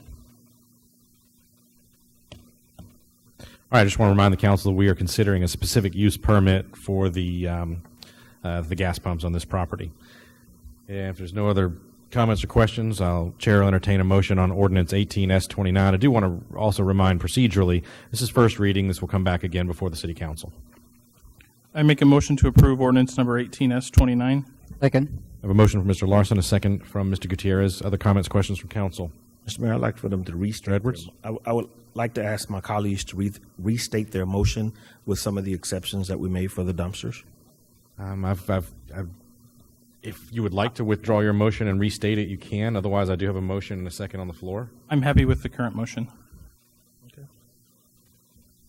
Any other comments or questions in from council? Appearing to be none, I'll call for a vote. Aye. Nay. Aye. Nay. Aye. Aye. I have 4 ayes and 2 nays. The motion carries. All right. Next item that we have up, I was going to go to the closed session. I've been told that is not necessary. We don't have visitors here for that one. However, we have a lengthy consent agenda, and I understand that we may have some visitors here for that as well as what we just covered. So I will attempt to read this voluminous consent agenda as best I can. Item number 1, minutes. Approval of the following minutes. Special retreat meeting of August 3rd, 2018. Regular council meeting August 7, 2018. Regular council meeting August 14, 2018. Special community budget meeting August 16, 2018. And the special community budget meeting August 22nd, 2018. Item number 2, ordinance 18T28. An ordinance by the City Council of City of Schertz, Texas, authorizing an adjustment to the fiscal year 2017-2018 budget, repealing all ordinances or parts of ordinances in conflict with this ordinance and providing an effective date.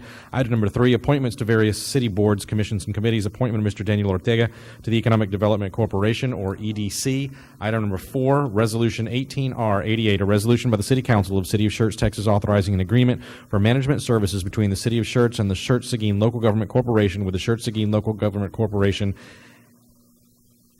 and other matters in connection therewith. Item 5, 18R111, a resolution by the City Council of City of Schertz, Texas, authorizing agreements with the Drug Enforcement Administration and other matters in connection therewith. Item number 6, 18R112, a resolution by the City Council of the City of Schertz, Texas, authorizing agreements with the Children's Advocacy Center of Comal County, Incorporated, and other matters in connection therewith. Item number 7, resolution 18R113, a resolution by the City Council of the City of Schertz, Texas, authorizing an interlocal agreement with the Guadalupe County attorney and other matters in connection therewith. Item number 8, resolution 18R115, a resolution by the City Council of the City of Schertz, Texas, authorizing interlocal agreements with the Texas Department of Public Safety for the acquisition of surplus property and other matters in connection therewith. Item number 9, resolution 18R116, a resolution by the City Council of the City of Schertz, Texas, authorizing expenditures with Motorola totaling no more than $85,000 for communication equipment during the 2017-2018 fiscal year and other matters in connection therewith. Item number 10, resolution 18R117, a resolution by the City Council of the City of Schertz, Texas, authorizing additional expenditures with Ford Engineering Incorporated in a total project amount not to exceed $60,013 for design, bid, and construction phase engineering services for the FM 1103 water and wastewater line relocation project in advance of the FM 1103 road widening project. Item number 11, resolution 18R118, a resolution by the City Council of City of Schertz, Texas, authorizing the acting city manager to submit a proposal to JBSA Randolph for ambulance services and other matters in connection therewith. Item number 12, resolution 18R119, a resolution by the City Council of City of Schertz, Texas, authorizing a program and expenditures as provided for in the Economic Development Performance Agreement between the City of Schertz Economic Development Corporation, or the SEDC, and Titan Lookout LLC, the company, and other matters in connection therewith. Item number 13, 18R120, Resolution 18R120, a resolution by the City Council of City of Schertz, Texas, authorizing the acting city manager to enter into an agreement for the purchase of in-car body-worn camera system bundles and establishing a maximum not to exceed purchase amount of $121,600 for fiscal year 2017-2018 and other matters in connection therewith. Are there any of those items that I've read on consent that need to be pulled and handled individually? Mr. Crawford? Mr. Mayor, I'd like to pull item number 11 for a short discussion. And I would like to acknowledge that Mr. Ortega is in the audience for item number 3, but I would just as soon not pull that. We'll vote on your appointment. I just wanted to let people know you were in the audience. Very good. So item number 11? Yes, item number 11 only. Anyone else? If not, is there a motion to approve the remainder of the consent agenda? So moved. I have a motion from Mr. Davis, a second from Mr. Crawford. Any other comments or questions from council? Hearing none, I'll call for a vote. Aye. Aye. Aye. Aye. Aye. Aye. I have 6 ayes, no nays. The motion carries. Next item then will be item number 11. Again, item number 11 is resolution 18R118, a resolution by the City Council of City of Schertz, Texas, authorizing the acting city manager to submit a proposal to JBSA Randolph for ambulance services and other matters in connection therewith. Yeah, you bet. Jason, we talked about you today at lunch. Uh-oh. It was all good. I was meeting with some folks from Northeast Methodist. Oh, absolutely. Yeah, I met with them a couple weeks ago. So I think your lunch was better, though, is what I heard. Maybe. We are looking for approval to submit a proposal to JBSA Randolph for ambulance services. We've actually been watching this for about a year, watching for the RFP to go out, and it did go out. So we would like to put in a proposal. The cost that we are submitting will cover 6 full-time paramedics, including benefits, an ambulance, and all the equipment to equip that ambulance. For the city, this would be a 6th ambulance that could respond off base to go anywhere in our service area as well. So it's a huge benefit for us. Very good. Questions for Mr. Mabbitt? Mr. Crawford? Jason, I wanted you to also explain that we held this up a week because we didn't have council last week. So we have a deadline we're hoping that they accept. Yes. Yeah. And I wanted you to explain, or I talked to Brian this afternoon for a while. Yeah. In that proposal, we have to have the ability to handle 2 simultaneous calls at the base. Is that correct? Yes, sir. So we'll have 1 ambulance. Are we pulling somebody from the Fire Station 3 or somebody from someplace else, and that's okay with them?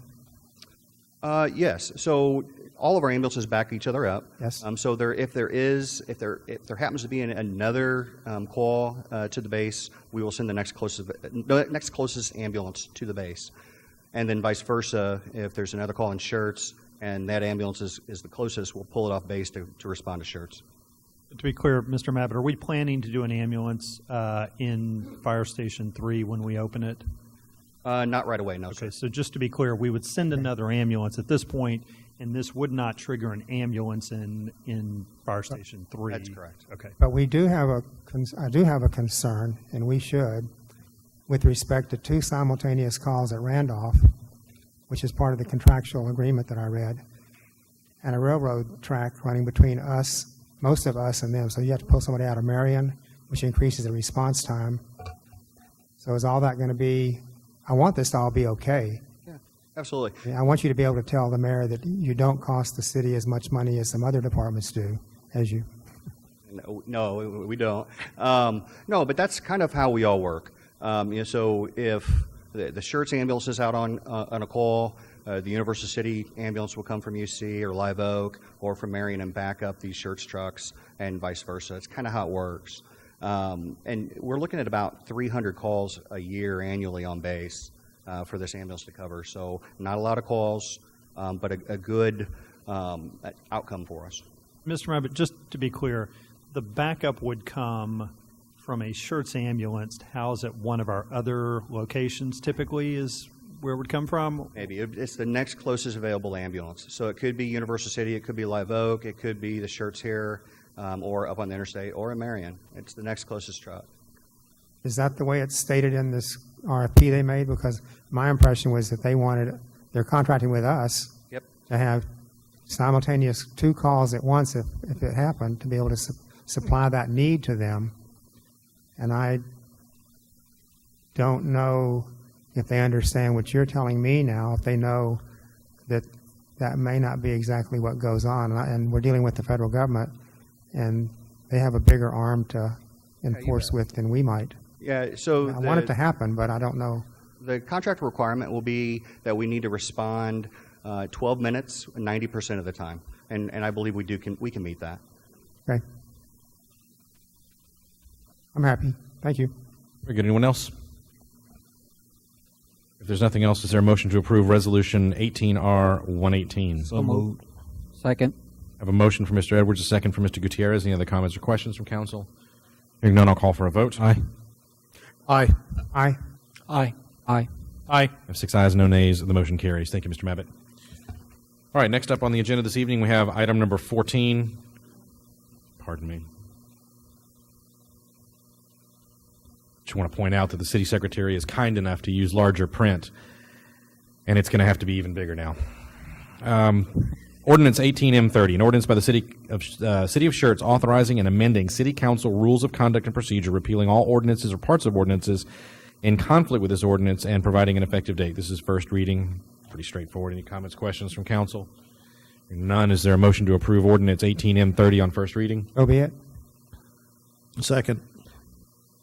Have a motion from Mr. Crawford, a second from Dr. Scagliola. Any other comments or questions? Hearing none, I'll call for a vote.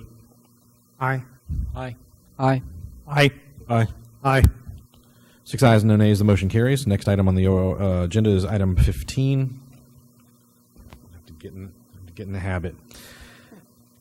Ordinance 18M31, an ordinance by the City Council, by the City of Schertz, Texas, amending City Council Code of Ethics, amending Section 3, Procedure for Conducting Inquiries, repealing all ordinances or parts of ordinances in conflict with this ordinance, and providing an effective date.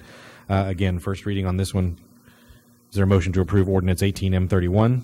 So be it. Second. I have a motion from Mr. Crawford, a second from Mr. Larson. Other comments, questions from council? Hearing none, I'll call for a vote. Aye. Aye. Aye. Aye. Aye. I have 6 ayes and no nays. The motion carries. Next item on the agenda this evening is item 16, a public hearing on the proposed budget for fiscal year 2018-2019. It's our first required public hearing. We'll have a presentation by staff. We'll follow that with a public hearing, and then we'll open it up to council for discussion. Good evening, Mayor and Council. I will actually give a short presentation on both the budget and the tax rate as I did last time. in order to increase some efficiency in the presentations. So for the proposed budget, the state gives us a couple of required calculated tax rates that we post in the, we could have to post in the public notices and hold public hearings on. The first one is the effective rate, which is if the city went with that rate and we did not have any new development, so no new properties from the year prior, this rate would bring the same amount of revenue in for the city as last year. The second rate they require us to calculate is called the rollback rate. So this is the highest rate the city could go up to, and the city council could go higher than that. If they do, citizens could petition to put this on the next election, and if it passes, the rate gets reduced to the rollback rate. It does not go to the current or the effective, it gets reduced to the rollback.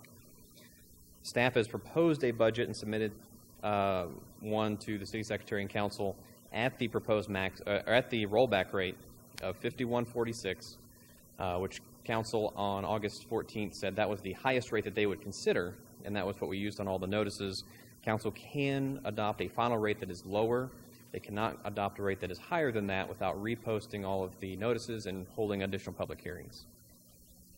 So 1 penny on the tax rate equals about $354,000 of revenue, or $22.17 on the average home. So historically, back in 2006, our M&O rate, which is the maintenance and operation, that goes to fund the general fund, the firefighters, the police officers, internal services, parks, streets. Back in 2006, we were at $33.45. The INS portion of our property tax rate, which goes directly to pay the city's debt, was 0.0972. So back then we were at $43.17. You could see the trend. The recession hit. We lowered the overall tax rate, and we've been steadily going back up. To about 2013 was the highest rate before what was proposed currently at $49.99. We've sort of brought it down a little bit and stable, and then this year in 2018 we're proposing a $34.97 M&O rate and a $16.49 INS rate. So this is the first time the M&O has been greater than it was in 2006. Meanwhile, the INS has risen due to voter-approved bonds over this time. Why the tax rate is so important for the general fund? Well, the general fund gets about 42% of its revenue from property tax revenue. Sales tax is the next largest one with 26%. Schertz does not necessarily have a lot of retail. It's not retail focused. We get about 30% of our overall sales tax from the general retail. The rest of it's from wholesale or industrial generated. We also see one-time spikes in the sales tax generation due to high construction related. So if unlike a normal sales tax generating store, if you're located in the city or jurisdiction and someone goes and buys items or merchandise from that location, wherever that location is, that's the city that gets the sales taxes. Construction works a little bit different. So wherever the point of construction is, not necessarily where they purchase the items or the services for the construction, that is where the sales tax goes. So when they were renovating HEB, didn't matter where they bought the materials from, what contractors they came from, where the sales were originated. It was because the point of construction was in Schertz that we got all the sales tax related to that. Due to that, it does kind of bounce it around a little bit, and we've tried to anticipate that in the past. Fund transfers, that's where other funds in the city, like water and sewer, EMS, drainage, economic development, actually pay the general fund for services like HR and finance, building maintenance, and information technology. We also have franchise fees, which go on utility customers for them to use our right-of-way. So the power lines, internet lines, all that goes through city property, they pay us a small fee for that. And then fees and permits are about 6% each.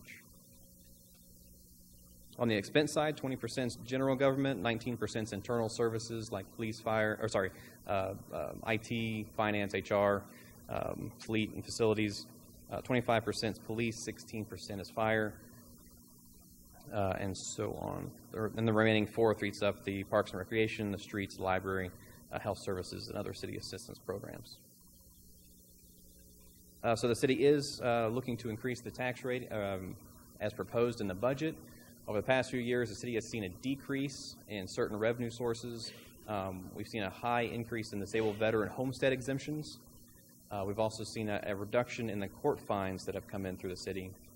And taking a look at some of the special revenue funds, which have a very narrow scope of which they can be used, the city has reallocated some of those to their make more sense and to their true purpose, to the tune of about $250,000 over the past few years. Cost for the city cost for service in the city has continued to rise.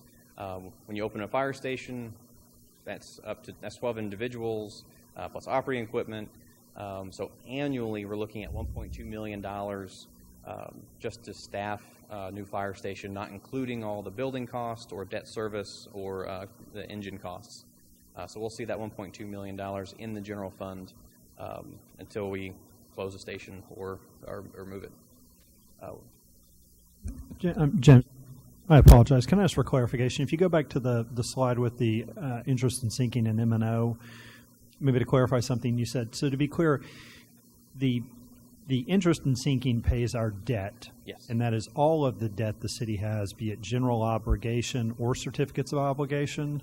Yes, unless it's covered by water and sewer revenues. Through a different fund. So just something I want to kind of touch on is the interest in sinking, the function of how large that is, not solely due to voter-approved bonds. It is also city-issued certificates of obligation that were not approved by the voters make up that. Just to clarify that, to be very clear. Okay, sorry, thanks. We've also seen costs rise for just providing the same level of service. They no longer make the Crown Victorias. The city's using the 4 Explorers instead. Plus with all the extra equipment costs and cameras that are associated with that, we've seen prices for those patrol cars go from about $57,000 to about $66,000 over the course of about 5 years. And the city has been focused on keeping up with growth and new programs rather than ongoing maintenance of our facilities and roadways. To touch on the disabled veteran homestead exemption, so this is a program back around 2010 that the state passed, which actually, if the veteran qualifies for it, they get a 100% exemption from any property taxes. So they pay 0 property taxes. So the city and staff, this is a great program. These people have sacrificed a lot for us, and so we're not saying the program is bad. It does come with financial implications for certain jurisdictions throughout the state of Texas. For the city of Schertz, we have now $272 million of property that the city can no longer collect taxes on. Just back in 2014, that number was closer to $88 million. So we've gone up a little over 3 times that just in that short window. That equates to about $1.4 million in annual revenue that the city can't collect on its current tax rate. $950,000 of that goes into the general fund. So that's our police, fire, EMS, our police, fire, and other services throughout the city. And we have seen that the disabled veteran homestead exemption actually grow faster than our single family market new growth, as well as overall exemptions. So this is the fastest growing than either of those 2 areas. The city is not being hit as hard as some other communities. So Killeen has lost over $2.5 million in their general fund revenue due to this exemption. So the city is not against this program, but we do encourage everyone to reach out to their state legislature representative and see if there's anything we can do if the state's requiring this and it's a good program for all the disabled veterans, this burden really should be spread across all citizens of the state rather than just certain communities where if they had maybe done the research a little bit beforehand, they know that they like to congregate and retire around military bases and in those military cities, if you will. So we are seeing a higher concentration than other cities of our size in different areas of the state. The other revenue impacts that we were seeing was on our municipal court fines. So back in 2003, we were bringing about $451,000 in municipal court fines. Over the course of about 10 years, that has steadily ratcheted up to a peak of $1.4 million. And then right after that, we saw almost the exact same curve, maybe a little bit steeper, Dropping back down to 2019, the current trend will be about $382,000 on municipal court fines. Based on the feedback from the community and the current goal of our police department, we're putting more vehicles through neighborhoods and throughout the city rather than just on 35, policing that traffic, so we can respond more to calls and other complaints and try to build that trust rather than, oh, they just write us a ticket. I mentioned before, we were concentrating a lot on new growth rather than ongoing maintenance. This is a general graphic that tries to show that when we have a proactive maintenance plan, we can actually reduce the overall failures and downtimes of our streets, facilities, as well as keep the cost to a minimum. So it's kind of a sweet spot in the program where if we put some money towards doing regular maintenance ahead of time before something fails and breaks, then overall the city facilities will be nicer and we can actually save money in the long run. Like what would an example of that be, James, that perhaps if we did more maintenance, things wouldn't break as often? Could you point to something we could all see? Oh, yes. The air conditioners in here, in this facility, are out.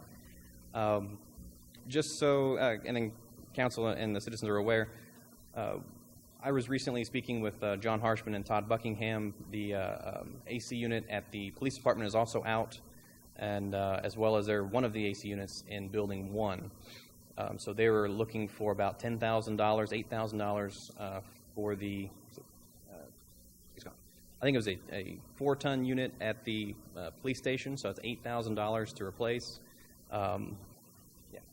And so Mr. James will be getting a budget transfer form, pulling money from other areas of their budget so they can make that purchase and make that fix. To give you an idea, that was $8,000 for a 4-ton. We don't know what's exactly wrong with this unit, but it is a 10-ton unit. So given what the $8,000 4-ton unit is, we'll see what this bill is. Hopefully we can fix it and not need to replace the whole thing. But if not, we'll be pulling from contingency to make that replacement. Otherwise, we talked previously how Parks was sort of out of maintenance money back in July. We're scraping the end of the facility maintenance budget now. So what is funded at the effective rate? So before we had not shown council all the different, and citizens, all the different programs that were requested and what we could afford at different levels of tax rates. Where staff's recommendation was, at least at the effective rate, if we went with the effective rate, we would be able to get a student resource officer that is offset by the school district, so they are actually paying for the officer plus for this equipment and vehicle. City will have to put in a little money up front in order to make that happen, but we will recoup all those funds throughout the life of the vehicle. We're also going through and installing and implementing a new permitting software, which will help review plans digitally, let businesses who apply can apply online, and then check the updates via a customer portal. And then to fully leverage that new technology, we do have tablets for commission members, staffs, and truck mounts for inspectors, as well as some Blue Mean software to more fully leverage that new program. We have a compensation study for staff. We have upgrading, be able to take online payments for the library. We have an agenda module software. So we have a lot of agendas that we have to do minutes for and put together. This software should create some efficiencies to prevent us from having to hire another person just to do that instead. We have a driver's license services check for employees. So currently, driver's licenses are not being checked after the date of hire for employees, and we have had employees lose their license and we not find out until a little bit later. As well as we'll put some money towards parks, buildings, and street maintenance. If we stay at the current rate of $49.10, we'll have add a cleaning contract for this civic center. Put some more security cameras there to prevent stuff from walking away. Commercial grade power washers so we can stop having to rent out and call someone. And then we have a parks program guy, which we were able to cobble together funds this year to do that. We think it was received positively, so we're going to continue to do that. For the rollback, the main item are additional $200,000 for both streets, parks, and facility maintenance. Also, a licensed HVAC technician or air conditioner, $32,000. That's partially offset. We think we'll save some money on bringing somebody out, so that's extra labor costs we're paying for. A road force tire baling machine, quarterly drug screening for our police officers that we're not currently doing, one-time addition for the library materials, commercial grade power washer to help that process go by quicker, radar feedback signs, upgrading the senior center parking lot, and then implementing some animal shelter management software. We are doing some things that cost neutral, a couple of building inspectors, so we're utilizing a third-party inspecting service.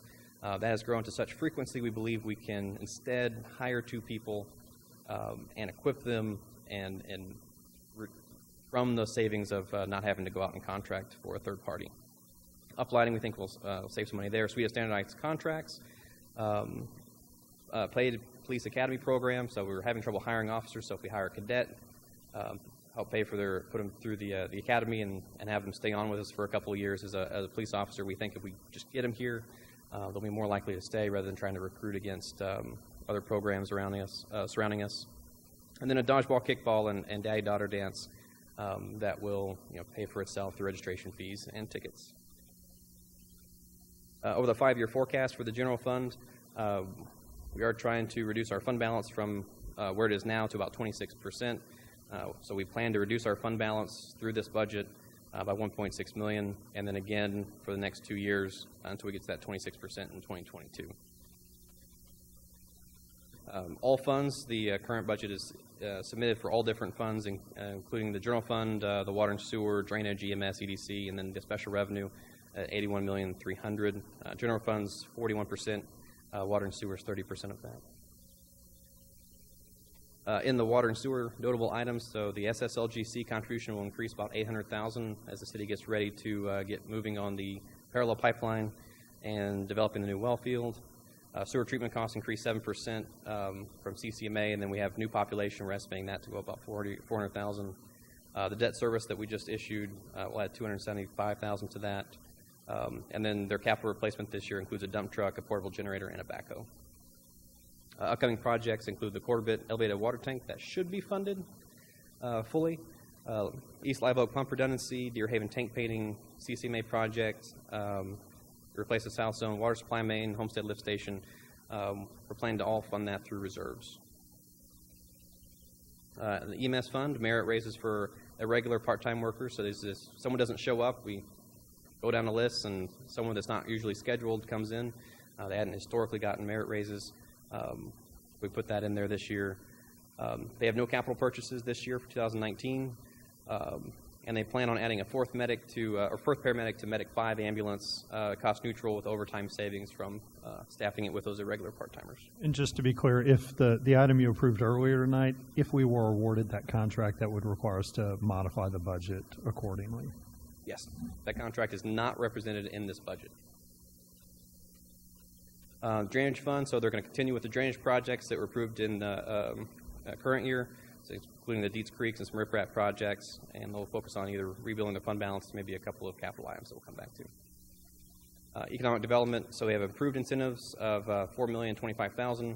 The council actually just approved another incentive, so we'll have a change memo for the budget come back next time that will reflect that additional incentive. We also have no more debt payments.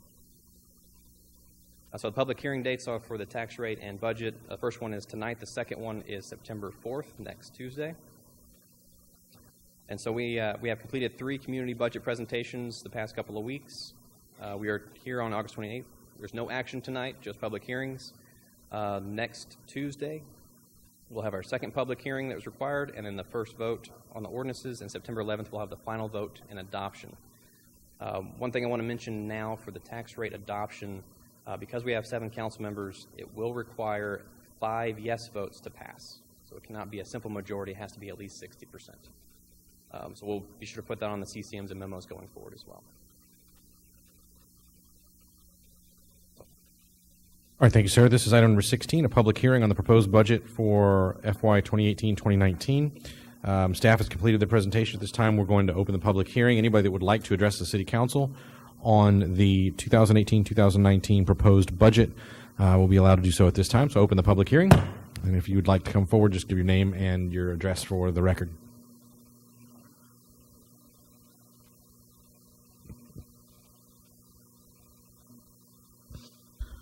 Oh, my wife has told me I got to lean into the mic. So, Brent Bolter, 2633 Cloverbrook Lane. All right. So I went to the budget meeting. I've been tracking. Brian's seen me, among others. So a few things. Number one, I'm just going to name names tonight. I know you're not supposed to address blah, blah, blah, whatever. I'm just going to do it anyways. So I know Mr. Larson is a big proponent of getting where we need to go through cuts. Okay. Now, I know that at one of the presentation, there was some presentation of things that could be cut if you wanted to go down that path. Speaking for myself, I think there are some things that could go, like shred day. All right? I have a shredder at home. All right? I have seen the comments on social media in regards to the city Schertz magazine. What I was staggered by was the cost to put that thing out there. $100K, if I remember correctly. And I think there are other options there that would cost less money. So I know that there are people that like it. I know there's people that take it and go travel. My wife and I did it when we went to Italy, and we took the happy stamp with the magazine and went, here we're in Venice, and we made the magazine the next issue. So I get it, but there are some things that I think that could be looked at. Okay, those are just two examples. So that's one thing that I think should be in this discussion. Now, having said that, I don't feel personally that we can get where we need to be, do the things that we need to do, go in the direction that we need to do it just by cutting the budget. I think that there is a need to raise the tax rate to a certain extent to get where we need to be, where we haven't been. And that would be an example of we're not where we should be, because that's sitting there. All right? And I know I've replaced the home AC system, and I know the costs, and now we get that twice-year look, and we've had a couple things that come up that they identified, and we were able to head it off in the past before just waiting for the whole system to fail and then putting in a new one. So I'm totally on board with that. The other thing I'd like to say is I would be more amenable to having the city take money out of my pocket than the state or the federal government. Because generally speaking, when the state takes it or when the federal government takes it from me, pretty much I don't see the bang for the buck most of the time. But at the city level, I can see results. I can see differences. You're going to take money from me, and then you're going to come and tell me, and because I come to these meetings, you're going to show me what you're doing with the money you're taking from me. And I can tangibly see it, and I can tangibly benefit from it. So nobody likes raise taxes. Oh my God, no. That's pretty much everybody's instinct. But I think the case has been made. I've been to enough meetings to say that we're probably there, and it needs to go back up. We need to address. A couple other things that I saw that struck me as, really, was how much we're spending on parks versus how much we're spending on roads. I think that needs to at least start going a little bit in the other way, possibly. The thing that disappointed me in that is we're spending that much money in parks, and some of the conditions that we know exist in the parks, I was like, ouch. So we got to spend that much more money to fix it when we're already spending that much. That just kind of surprised me. I don't know if it surprised anybody else, but I thought, wow, that's one of the top budget items is parks. Bang for the buck. Are we getting our money's worth? I don't know. I just know a lot of people are not happy with some of the conditions in the park presently. So that was just a surprise to me in all the presentations. So I'd like to see cuts. I'm okay with raising the tax rate. I want to see, if you get it, if it's approved, I want to see, okay, we're going to spend this much more money, and folks, like once a quarter or maybe once every couple of months, here's what we're doing with your money going forward. That way we can all say, okay, I'm seeing some results here. So again, cuts, I think some can be made. Oh, and one other thing. This is something that somebody else pointed out to me. I'll direct it at you because I got the impression that if you're a disabled vet and you have the homestead inspection, there was like 0 property tax paid, but doesn't the disabled vet have to be 100% disabled? Because speaking for myself, I'm 20% disabled, and I got a homestead inspection or homestead exemption. I'm still paying property tax. I don't pay 0 property tax. So I believe that only, and so the question was, there's really that many people that are fully disabled, and that was a little bit of an eye-opener for some of us. It was like, dang, I didn't know there was that many in the community. So if that's the number, that's the number. But I just wanted to make sure I was clear on that because I pay property taxes. Okay, so I think I've hit all the places, and sorry if I didn't lean in we need a longer mic, so I don't have to be all hunched over. Just something that hits me about here would be awesome. All right, thank you. Fair enough. All right, anyone else who would like to address the council? Please. Daniel Ortega, 2724 Poplar Grove. I'm not necessarily in the weeds with all the ongoings with expenses and the revenue side for Schertz. With my personal finance, my policy is always absolute needs, wants, and luxuries. So I definitely implore the council and the city to take a real good look at what are the things that we really need to operate the city, maintaining arm's length without really having to say, okay, a want, park is a want, right? It's not a need, but I do agree that it beautifies the city. My kids play in the parks. We love it. And the final one is obviously luxury. So I don't know. Again, I'm not in the weeds. I'm not here to say, oh, we have all these luxuries, all these spending millions of dollars on things that we don't need, and just having a true assessment of that. And I do understand things like ACs break or park slides break, and that needs to be addressed. And obviously, coming from the financial sector, one of the things that I see a lot, I'm a municipal bond analyst, so I definitely see a lot of the sort of firsthand take on what happens when cities start coming into the maximum tax rates, rollback rates, voter approvals, and all that. And I've seen a lot of definitely horror stories with cities that kind of start tapping into that, and then boom, we hit a financial crisis, and we don't have the authority to raise a tax anymore, and we have to go to the voters. And financial crisis, people are not going to want higher taxes.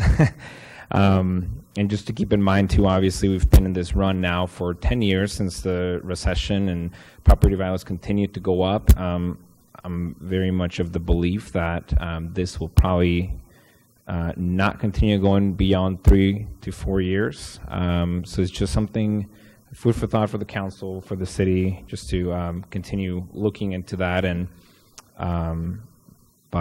yeah, just kind of prioritizing those things, and not necessarily against a tax hike as long as it's going for good use. Thank you. Very good. Thank you, sir.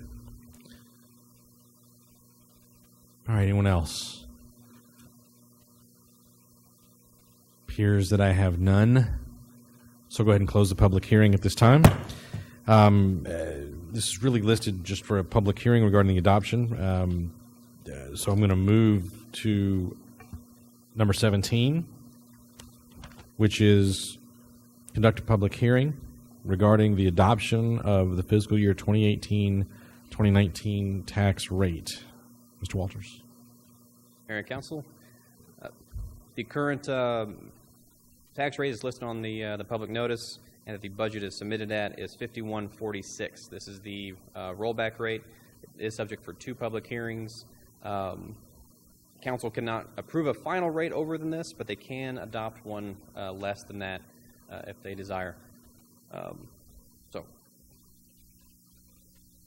right, that's the staff presentation. So this time I will open the public hearing. Anybody that would like to address the City Council on the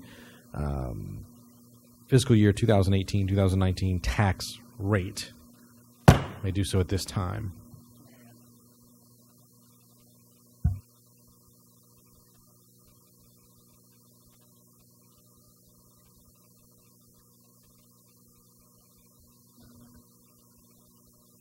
All right. Looks like I have no takers. So at this time, I'm going to close the public hearing. Mr. Larson asked me procedurally, do I ask to speak now during the public hearing or afterward? And I said, well, you are still a member of the public, just not quite so much as you used to be. And so certainly if you'd like to be recognized, Mr. Larson, you may at this time. Well, with the indulgence of the chair, and in order to make my comments more efficient, I've actually prepared a presentation that will help me control my volume and time.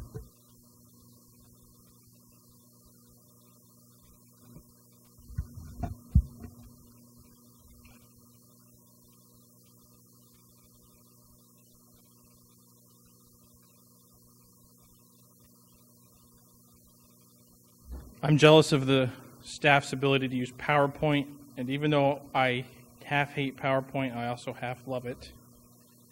So as I go through this, I do want to make it clear that some of the things you're going to say, oh my gosh, why is he going over this? It's not meant to be anything other than I'm trying to frame the conversation so that we can have a discussion that includes maybe a little bit different perspective. So I will start with just saying, let's lay some baselines, economic need versus economic want. A lot of us know this.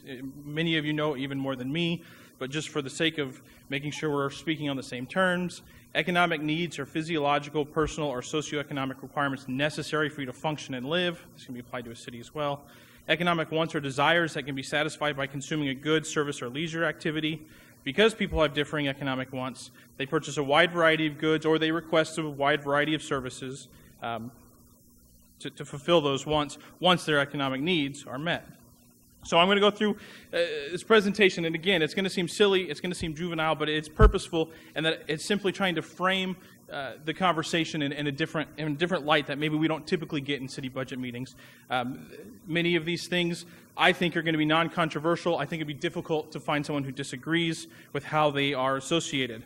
But we talk about a vacation and a personal budget. Is that a need or a want? Well, I don't know that I'd find anybody that would say that was a need, although maybe if you've worked 10, 11, 12 straight days, you might take umbrage with that. But ultimately, your survival of your family, your basic needs are going to be met without a vacation. However, housing costs, whether you rent or you pay a mortgage, that's certainly a need. I don't think there's going to be much room for discussion there. Now, that's personal. Let's go into the city. Certainly, a police force and our other emergency services like fire and EMS, I don't think anybody on any level of the spectrum would argue that those are needs. You would have to be really far fringe to argue that those are not needs for a city. And certainly I think the same is true of roads. You can probably get deep into the Libertarian Party weeds and they'll tell you a city shouldn't be building roads, but ultimately the mainstream is going to say, yeah, of course the city should provide roads. Free shredding, I included this. It's a no-brainer. Come on, you know. Nobody needs the city to pay for their shreds. But what about this? This gets a little bit more complicated. New parks and trails. Certainly we like it, but it's definitely not a need. And then a paper magazine. Certainly, once again, I don't think anybody, even the biggest ardent fans of new parks, trails, or the Schertz magazine would say that they're a need. They'd say that they like them. They may say that they're worth it. They might say that the value makes it worthwhile to spend on, but it's certainly not a need. But then let's get back to personal expenses. What about retirement? Savings for retirement. Is that a want or a need? Well, the harsh reality is it's a want. Retirement hasn't been around forever. It's a luxury that has grown as the United States has prospered and the world has prospered, but it's not a need. In fact, you're not going to save for retirement at the expense of eating dinner. Your kid's college fund. My wife has been getting on me about us beginning to save for Hannah's college fund. She's 3 years old. We're already behind because the cost of college is beyond exorbitant. Maybe I can convince her to go to a trade school. I don't know. But a kid's college fund, it's a want. If we don't have our basic needs met, we're not paying for a kid's college fund. School supplies, well, the law makes you take your kid to school, so I'd say that's a need, although you could probably make an argument. A chiropractor visit for a hurt back. You're in a lot of pain. You need to get it taken care of. But the reality is, even then, that's going to be a want. And so when we look at these needs versus wants, there's a reason I'm bringing this up. Which wants are more important? Which wants should get priority? New parks or your kid's college fund? Retirement savings or paper magazine? Family vacation or free shredding? Pain relief or a medical procedure or free lunch for non-residents? Which one of these are more important? Now, I know there's going to be people who are immediately, right now, you're sitting there and you're objecting and you're saying it's ridiculous to compare new parks versus a kid's college fund. That's not a fair comparison. But I'm here to tell you that the economic principles of want and need that we went over feed into the next economic principle, which is there's scarcity. We have limited means to meet unlimited wants. We have to make choices. And every dollar the city chooses to spend on a want is a dollar that a Schertz resident doesn't necessarily have to spend on one of their needs or wants. And this isn't just some philosophical idea.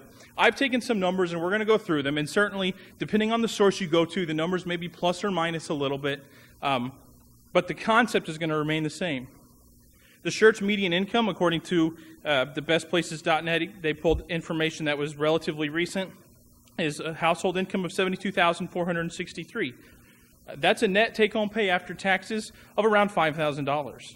To buy a new home in Schertz, now the median cost overall I think is about $211,000, but to buy a new home in Schertz, it's going to cost you $260,000. And that $260,000, unless you have 20% down, which studies show that far less than half of the population has even $1,000 for emergencies, most people are not paying 20% down, so you're going to have that PMI included. That's going to take you up to $1,900.29 a monthly mortgage. Certainly, you can get it cheaper. There's a house next door to me for sale for $159,000. That'd take you down. But when we're looking at the average and the median income, they're coming out. And the median age, I'm right there. When I started on council, if you took my age and my wife's age and you averaged it out, we would be right there. And we have 0.08 more than the 2.92 per household. So let's look, what does that mean? It's just $100, right? Well, I've taken a budget of $5,012, and I've taken these numbers from state averages and from my own budget, and I would argue that any of them are viable. But you have mortgage. Anybody can look at these, and you get your own electric bill. You can tell me if that's close. The water bill of $80, I don't think it's ever been lower than that. I pay $65 for my internet, but we don't get any TV. The average car payment in Texas is over $450, which is absurd. And I will give you, a family has a choice to not make a car payment in some circumstances, although Schertz is a commuter town. Car insurance, groceries, I'm lucky on the month that we only spend $400 on groceries. We could probably comparison shop to get that a little bit lower, but gas is another one. $400. My wife and I both commute to work. I do commute downtown San Antonio. My wife goes to Stone Oak, and a $400 gas month is a good month. Health insurance, I think there's a lot of people in here, if you're paying your own health insurance, you're probably laughing at that $833, because when I had to pay my own health insurance in full for a family of three, it was actually closer to $1,300. That was for a $3,500 individual deductible and a $7,000 family deductible that didn't pay a penny until I met my deductibles. So $833 is looking really nice. School supplies, debt payments, clothing. This includes savings for retirement, $125.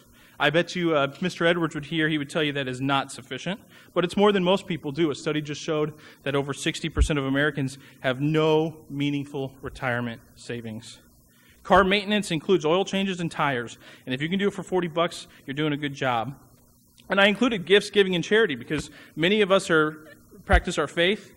$200 is not enough. My faith requires 10%, but that is including gifts for Christmas and birthdays for your kids and your family, in addition to charity. I think that per capita is actually lower than most people give. And if we look at all those expenses, and I think anyone would have a difficult time arguing that they're unrealistic. If we take them away from the average, the median income, there's $27 left a month. And there's going to be people in this room who you haven't been in this stage of life for a long time, and you might think that's not realistic. $27 a month. But remember that more than half of people in this country don't even have $1,000 saved for an emergency. They're living paycheck to paycheck. And the average debt and credit card debt is because their discretionary income is so small that they don't have a choice but to float bills and pay on credit cards. And I can tell you, I know that's true because I lived it. Not until recently, when my wife got a job, we were a one-income family. We're a little bit lower than the median of what Schertz is. And we struggled. And we've racked up a lot of credit card debt, and we're digging a hole. And guess what? This budget doesn't even include paying for our student loans, or for savings, or for child care, or homeowners fees, or TV, or haircuts, or pet bills, or medical bills, or a gym membership, or dining out, or saving for my daughter's college. Now, we've been blessed. I've been blessed. But when I first ran for council, this $27 left a month, that was normal life.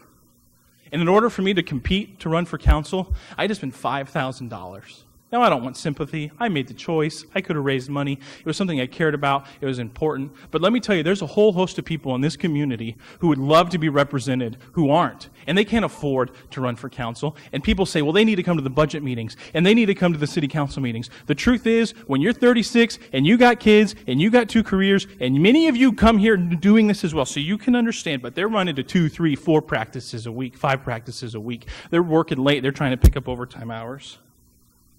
So when we say it's just $100, well, a $100 annual increase in city property taxes can consume 30% of a family's discretionary budget. So when I say what's more important, new parks or retirement, that's a realistic choice. And they don't get to make it. We have to make it. In fact, we've talked a lot about how it's only $100. And people with a homestead exemption get capped at that appraisal at 10%, but renters don't get that luxury. In 2017, the average percent value change on appraisals, according to the San Antonio Express News, was 40.07%. Now imagine being a renter that's paying $1,000 a month in rent. That's a great deal in Schertz, but $250 of that is going to property tax. Then the property tax appraisal is 40% more. That means your rent is going to go up $100 a month because the landlord's not going to float that cost. So it's not just $100, it's $100 on average, and it disproportionately affects the people, the working class, the people who are here struggling to make ends meet, who are living in apartments, who are just trying to find a way, and they want to be in Schertz, and it's expensive to live in Schertz, and they sacrifice to do it because we've got great school districts, and they want to give the best to their kids. We can price them out. In fact, it's not just that. Let's say we buy a home. This small text. But we buy a home. We never increase the property tax rate. Never. No, the county never increases it. The school never increases it. And we have slightly above average changes in our appraisal from year to year.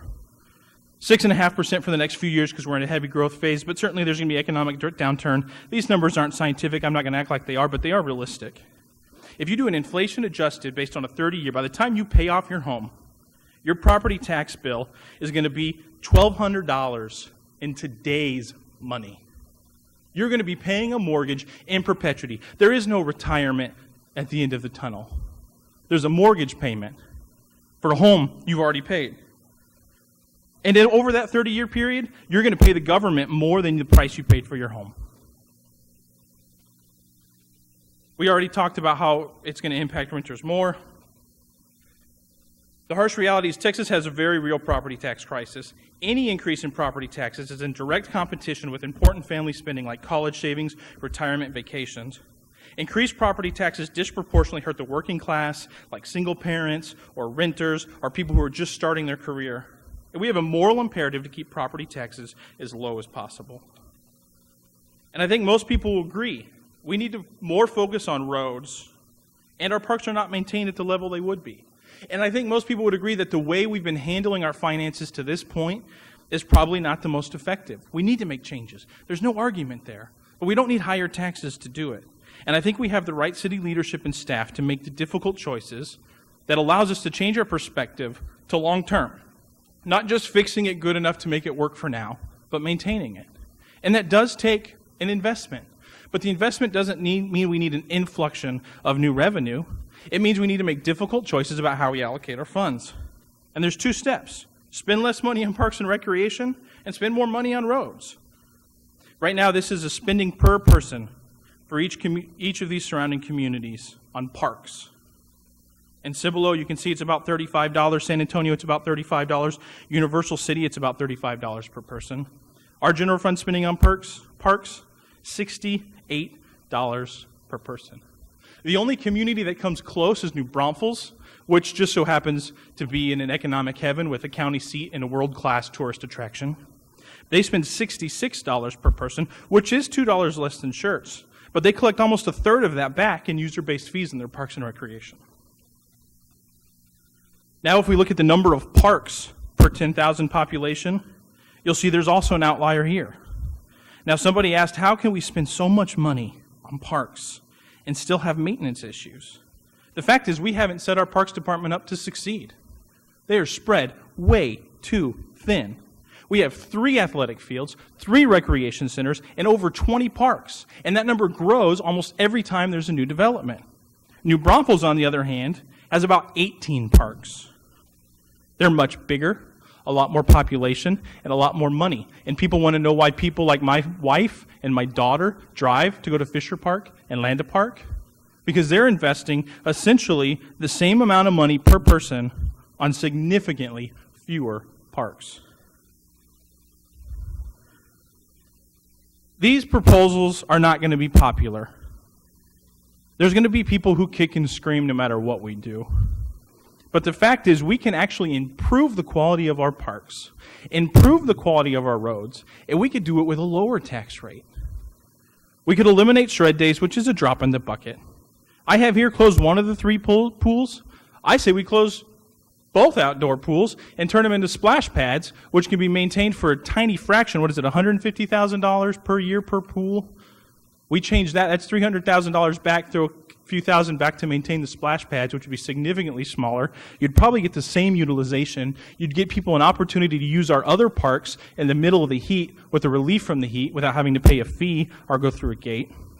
We can stop free lunch for non-residents. I don't think we should do it for anybody, but I can certainly concede, hey, Schertz residents, if that's what we want to do, okay. Make Schertz Magazine 100% digital. Reduce the number of parks. We could remove park facilities and let it be green space. I'm not saying we stop having green space. I'm saying we stop making new parks. If we get land dedicated, that's great. Keep it undeveloped green space until we can afford to develop it. But to have significantly more parks per person than our neighbors do, and to spend exorbitant amounts of money, the highest in the region per person, and to still not be able to maintain our parks, shows that maybe we need to rethink our priorities.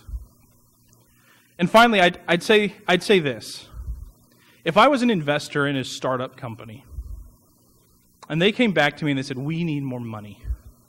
We just don't have enough money to meet our basic needs. The first thing I would do is to say, okay, let me take a walk around. Let me see your facilities. Let me see your numbers. Let me see what it looks like. And if I walked into their building for the first time and I saw that there was a slide going down from the second story to the first story, and they were giving free coffee and free sodas and free lunches and employees riding around on scooters and free childcare, I wouldn't get angry or upset, and I wouldn't say no. I'd say, okay, how about this? Let's take a year. Let's reevaluate our priorities. Let's rethink about how we spend our money, the expenses that are important to us. And let's see what we can do with what we have. If after that year, you come back to me and you say, I've made every effort, I've made every change that could be borne by the employees in the team, I still don't have enough money, I'd get out my checkbook. I think that's what we should do. I think we should keep the tax rate where it is. I think we should make some hard decisions about how we think about parks. I'm not talking about eliminating parks. In fact, I think that there can be like pruning a tree. By pruning our park system, we can actually improve its ability to serve the community and to serve the residents of Schertz. It can be the kind of park that people drive from another community to, the Landa parks, the Fisher parks. We can increase utilizations of the assets that we have, the best assets that we have, and leave the green space. Let it be beautiful. Let it be serene, and focus on few.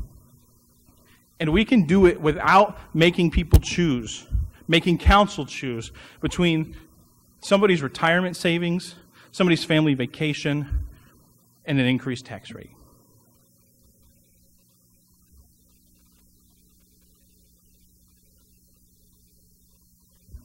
Council, anyone else? Mr. Crawford. Mr. Larson.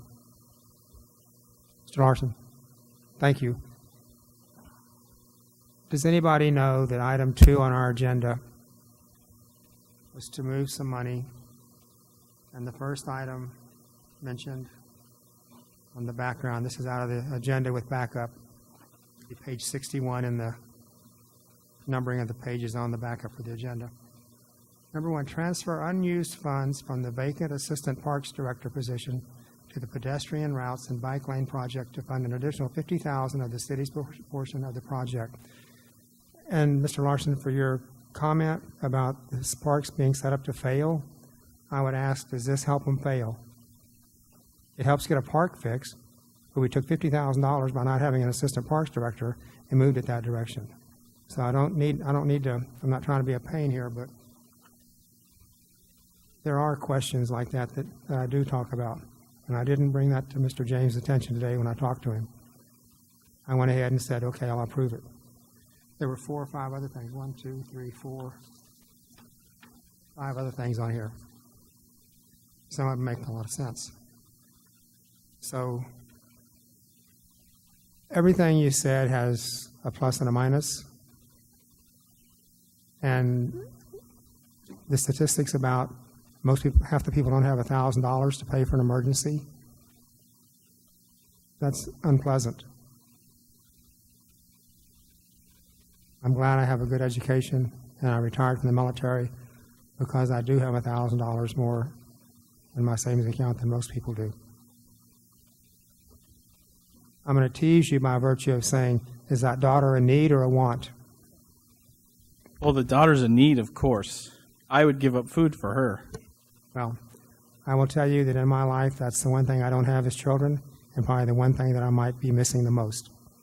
So I think she's a need and a want, and she needs to be taken care of. She is the future, as are all the other children from the families in this audience, and the young folks sitting in the audience also. There's a couple of those, but only a couple.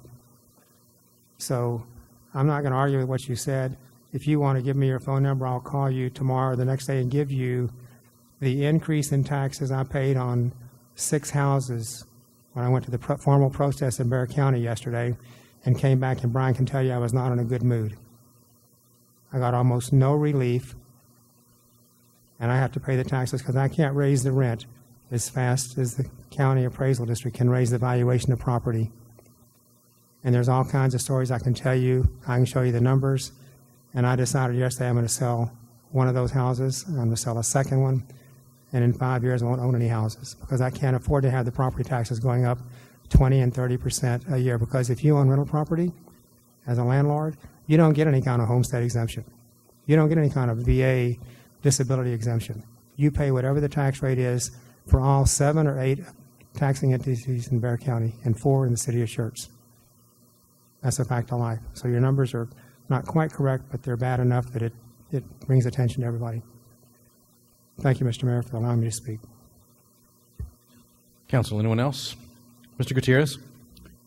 While Mr. Larson touched on the aspects of our residents, I want to talk about our businesses. Now, our businesses pay, well, with the proposed rate, will pay $5,146 per million on their property tax. It has been stated that Schertz businesses are paying 51% of our tax liability. That is $6.6 million. In addition, it's been stated that manufacturers and industrial businesses account for 79% of our sales tax. That's $6.5 million. A total of $15 million. Businesses account for over 50% of the entire city budget.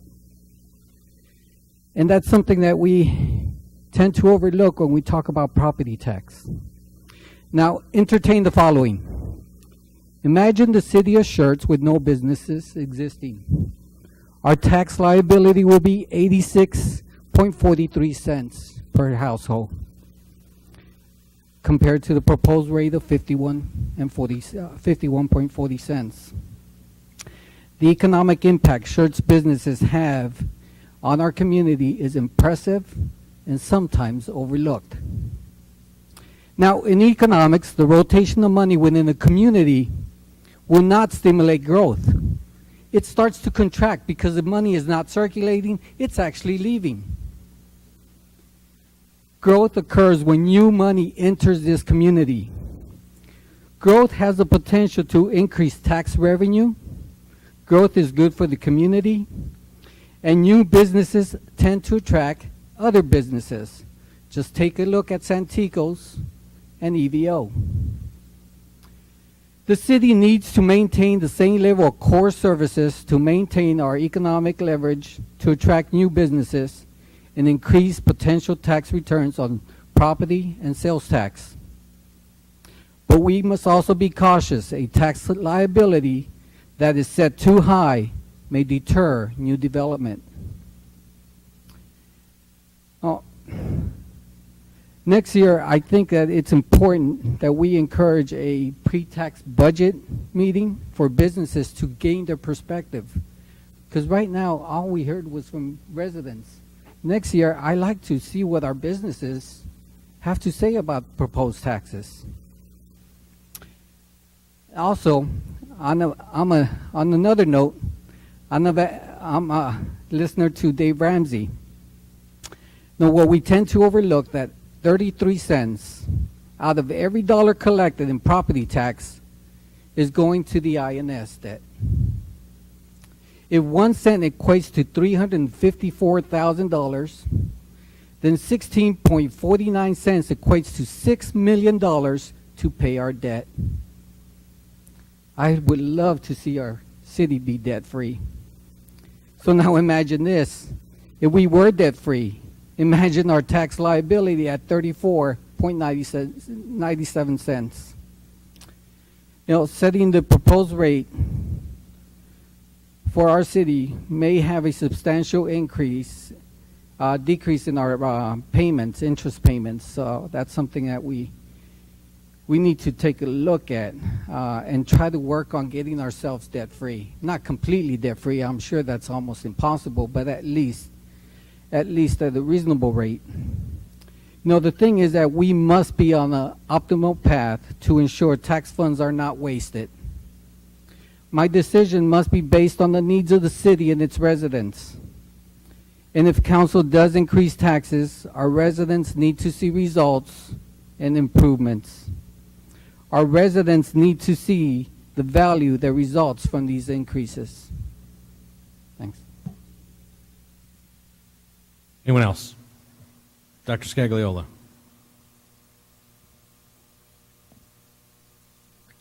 Yeah, I disapproved the rate at 0.5146 a little while ago because, well, quite frankly, if you set the rate like that and approve it, where's the incentive to actually find any savings anywhere? And I haven't found that there's a lot of emphasis in perhaps cutting back on some of these services. I have a lot of respect for Councilmember Larson. He put it out there, and the slings and arrows and whatnot, not going to make a lot of people happy. But I support him in a lot of the things he says he wants to cut. Perhaps not all of them, but it's a really good start. And I was really happy when this city adopted its 5-year budget plan. That 5-year budget cycle. Man, what a great idea. That way you're not subjecting yourself to crisis management. Every year, you actually have a long-range plan. Well, the problem is, I didn't see it aligning with a spending needs cycle. Where's the focus? Is it quality of life? Is it infrastructure?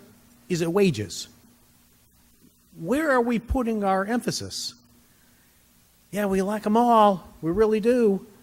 But can you afford them all? And the answer is no. You got to make the tough choices.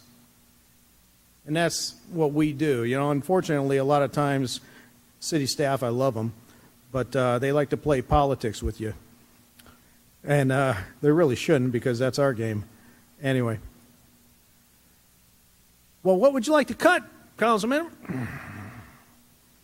I've had city managers address that kind of question to me.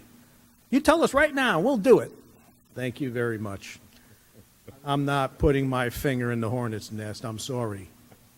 Because a lot of times, there are things that can be cut, there are some things that can be delayed. I'm looking at the budget, you know, quite frankly, I'm a mathematician, so I know that 1 cent is that 350 some odd $1,000. I'm not going to carry it out to a whole lot of decimal places because I'm not an engineer, I'm a mathematician. But 0.46 cents, well, that's like a half a penny, and that's only 170,000. We can't find $170,000 to cut? I find that hard to believe. And oh, by the way, while we're at it, how much more can be cut? We ran up the reserve fund a few years back. You know what?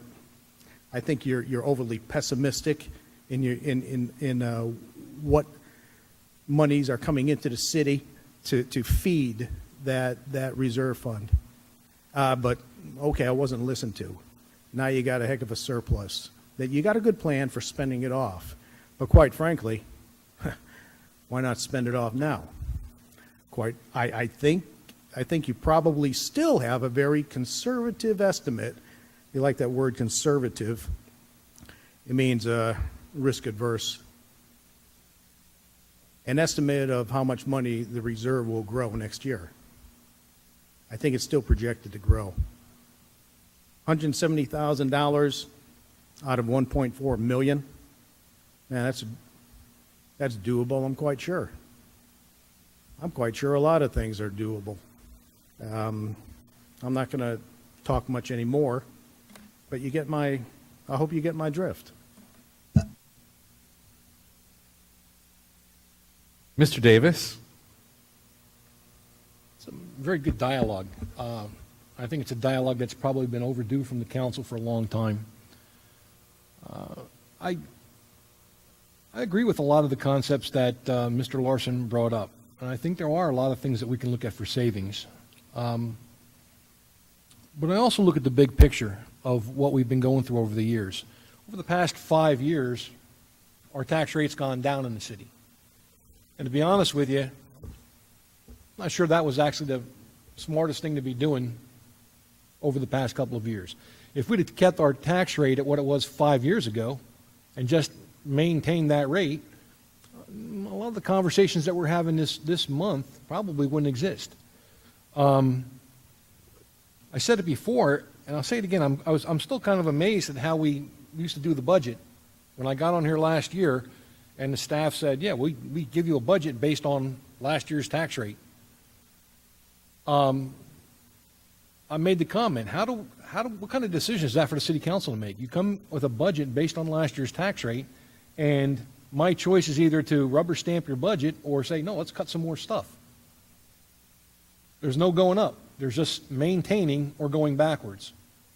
And I was a big advocate last year for asking the staff to give us a budget that was what they think the city needs.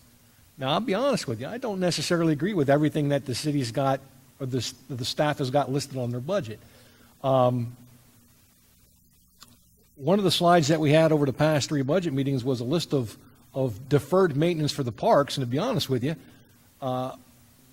some of those things could probably stay deferred, but I also knew about another 5 or 6 projects from my time on the Parks Board that weren't on that list, and I'm scratching my head trying to figure out why they're not on that list. My concern is a couple things. Number one, it's a real problem. First of all, even if we get past the needs and the wants, and I think we can get by a lot of that, the bottom line is costs go up for everybody. The city's costs for their salaries go up, the city's medical costs go up, the city's bill for internet and TV and everything else goes up, their phone bills go up. We have increased costs every year, and we've got to have a budget that addresses that. I'm concerned by the fact that we lose out on $1.4 million, $1.5 million, give or about, on property that we don't get property taxes from. There's nothing we can do about that. We set the initial rate at the rollback rate and that brings in $850,000. That doesn't make up the $1.4 million that we lose from untaxable property. Forget the lost fine revenue. I think the police department's on the right track, and I don't understand why it was ever over $1 million for fines anyway. And realigning dollars from fenced funds, I don't think is a big factor. But the reality of it is we have to be aware of our environment. We have to be aware of what revenues we can get brought in and how to use that to our advantage. Now, I agree with Mr. Larson. There's a lot of things that we can have discussions about going forward. I've been an advocate for that in a lot of different areas, especially in parks and recreation, with the what we charge for resident fees and non-resident fees. And I agree 100% on that. I was actually kind of refreshed to hear that you talk about the pools, and maybe we should do away with the pools, or even better, convert them to splash pads. I think that's a good discussion point to have. But you just don't take a pool and change it into a splash pad. While you were talking about that, I kind of Googled that real quick, and the average cost for a splash pad that supports about 50 people is $150,000. Now, forget about the maintenance cost on a splash pad, because it still has chemical requirements. It's not like you're taking water and just running it through a splash pad and letting it run down the street. You still have to treat the water. You still have maintenance. You still have annual operating costs. Probably not as high as a pool, but you still have maintenance costs and operating costs. And you still now are going to incur the cost of taking an existing pool that the city would maintain and converting it to a splash pad. Like I said, $150,000, and the numbers only goes up. And by the way, the study I saw on that was about 10 years old. So I'm willing to bet that if you can find a splash pad for 50 people for $150,000, you got to steal. Well, no, just to clarify, the $150,000 is the cost to maintain the pool. And actually, I believe it's higher than that. It's like 160.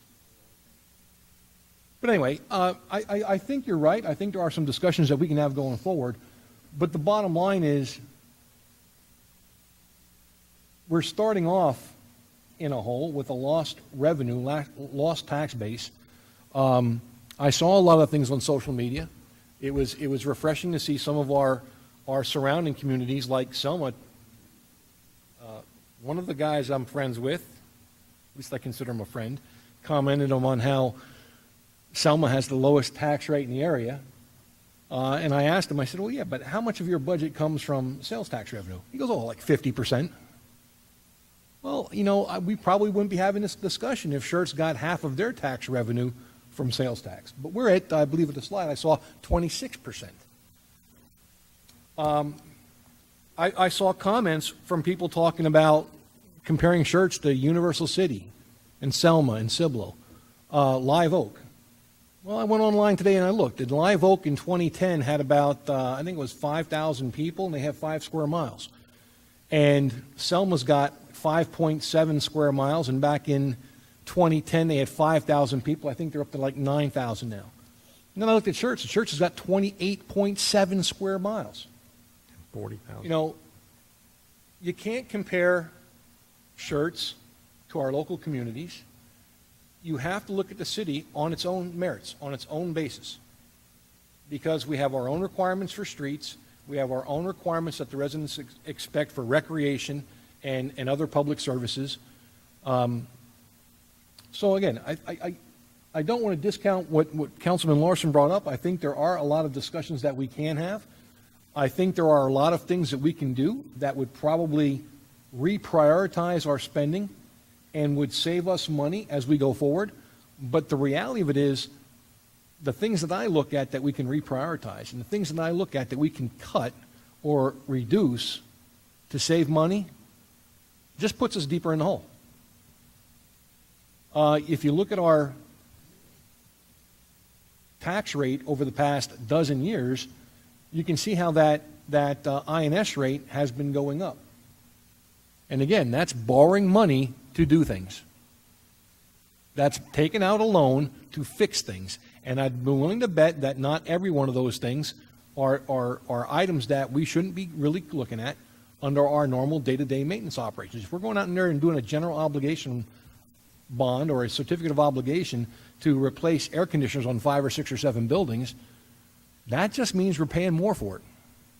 We're going to pay it back with interest. And it's all things that we probably should have been doing under our maintenance and operation funds. Again, I'm like everybody else here. I don't want to pay more taxes. But I think the city, looking at our tax rates over the past couple of years, I think it's time for a slight adjustment. And I think it's time to maybe put more money on our daily maintenance and operation stuff. And again, we need to find those efficiencies. And we need to make sure that we're not trying to build the gilded lily and make everything super fancy. We need to be responsible with the taxpayers' money. But I think we need to get ahead of the power curve on some of these repairs and things that we're behind on, and then look at reducing that ratio of our INS to our M&O. And again, Mr. Gutierrez is right. We're never going to be debt-free. I don't think I've ever seen any city that's been debt-free. Oh, you're shaking your head. Now you've given us a challenge, Mr. Walters, by saying, yes, there's a few. If we can get that point, fine. And then we can be responsible with the money that we're asking our citizens to provide and how we allocate it and spend it.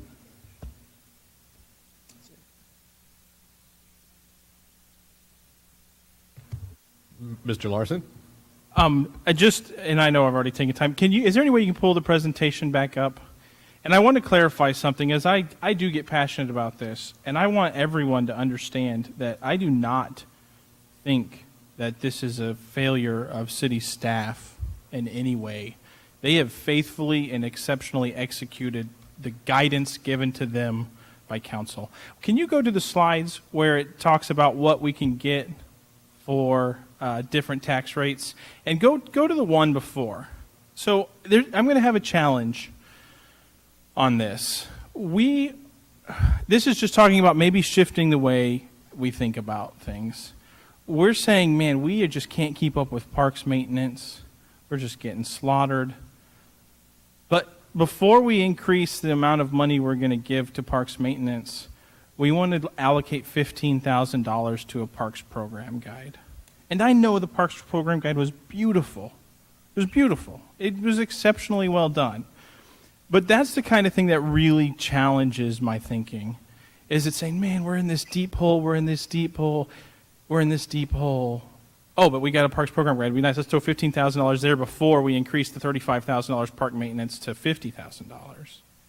And that's the mindset I want to challenge council on, not staff. I don't think it's staff. Staff's following the direction of council. To look at those kind of things and to say, does that make sense? Does that make sense to say, I can't afford basic maintenance, but before I increase my maintenance additional $15,000, I'm going to give you a new cool-looking pamphlet? Mr. Crawford? Two things. One for you, Mr. Walters. If I read the budget slides right, we have a total budget of $81.3 million for 18-19, with the proposed tax rate that we're talking about, 51.46. Yes. Of which 33.5 of that is INS, is M&O, and 47.8 million is interest sinking fund. Does that sound right to you? So the $81 million budget, $33.5 million is the general fund. Right. 42% of that's funded from the property taxes, and then the INS fund, $6.6 million, and that's all funded from the INS portion. Wait. Is that your question? Okay, so INS is 8%, and what's the? We got 8% for debt. That's all. Or that's the general fund debt. We have some debt in the water and sewer fund, and But if water and sewer, that's funded out of a separate collection pot, right? yes, that's all from the water and sewer fees. So the one that we vote on, or the one that council votes on and the residents vote on, is that your INS 8%? Yes, sir. Okay, it has nothing to do with water and sewer, right? The items come out of the general fund, or general fund items are covered by INS, the tax rate. Okay. I'll call you tomorrow. We can talk about it there instead of on council tonight. That'd be a lot faster for everybody. The other thing I want to make a comment about is, and it's, I don't know, y'all can decide whatever. If we don't fix some of these things that need to be fixed, it only gets more expensive. So I'm not sure how much needs to be cut and what needs to be cut. So I'm trying to get a feel for, does council want to come back and say, Mr. James, you need to cut 1 cent off the proposed tax increase, 1 cent out of 2.46? Are we marching ahead the way we've been going the last 3 weeks or 4 weeks or 5 weeks? What are we trying to say? That's a question to my fellow council members.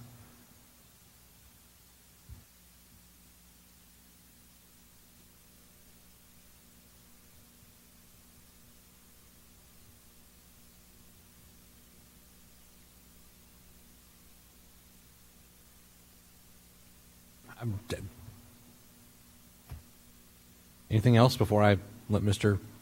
James make a comment? I'm not trying to be inappropriately asking questions. We've kind of got two different views, or maybe several of us has talked about we want to keep it the same, we don't want to keep it the same, we want to cut. And we're getting close to the wire on making a decision to meet the timelines that are set up by the state of Texas. So if we're going to talk about making any kind of a change, if that's what we'd like to do, we need to let Mr. James know and Mr. Walters know, because they've got some homework to do. If we're going to keep marching down the 51.46, their work is pretty much done. They've done all the proper number crunching for what they propose to do. So I'm just sort of asking, does council want to make a change and make that number be something different, something lower? We can let the question pass and keep on marching down like we're doing and keep going. Mr. James, if you wish to, Mr. Mayor, I return the chair back to you to decide how it's raised or lowered. Sure. So I'm going to recognize Mr. James and let him make a couple of comments, and I'll reserve mine to the end. Sure. So let me say this. I think the comments generally tonight from council have been very accurate and very on point. And I think fundamentally they've hit this policy question where we are. And I think that, you know, what staff has talked a lot about this last year is that continuing to do business the way we've been doing it, we don't feel is sustainable. And we think at some point we've been kicking the can down the road, and that the implications of that have started to become apparent. And so we no longer have that option. But I think with any community, it fundamentally is, and I agree with Councilman Larson, it really is about what kind of community do we want and what are we willing to pay for. And certainly there's some communities that choose to say we want a lower tax rate, fewer wants, or even reduced needs, to be perfectly honest, because the needs aren't really needs, they're still wants. What level of police service, fire protection, EMS that's out there, and there's certainly a range that's acceptable to communities. And at the other end of the spectrum, there are communities that say we don't want to live in a community that just focuses on needs, but inherently it's a balancing act. And I think the thing that's forgotten is, you know, communities are very diverse, and you have different people with different income levels and different means who value things differently. Some people saying, I don't really use the parks, don't really use the library, never go to the festivals. Others going, you know, we got police all over the place, think we could do with fewer. I mean, that is fundamentally, I think, the issue in the question. And let me say this, I think that, you know, staff has not done a good job in the past of being very clear with council about some of the challenges the city faces. And I think part of that was due to a desire to, we can do it. We're going to have a positive can-do kind of attitude. I think part of it was probably not wanting to have some tough conversations. And you know, the focus of this budget certainly has been on maintenance of existing facilities that are readily apparent. I will say this, that, while we can pick up efficiencies in a lot of areas, what I'd caution you on is that and there are always things one can find to cut, but I think we are generally a fairly lean staff. We tend to work our folks fairly hard, in that they pay a price for that, and at some point we wear them down. And with that,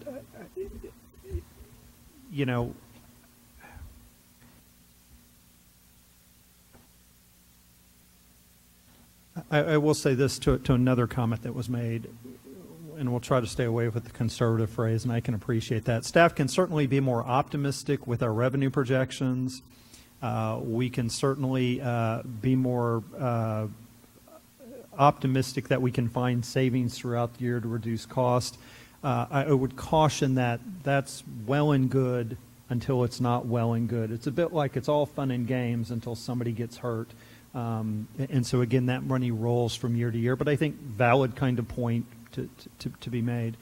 The last thing I would kind of caution on, and I think we certainly can, sitting up here, talk about the kinds of cuts we need to make.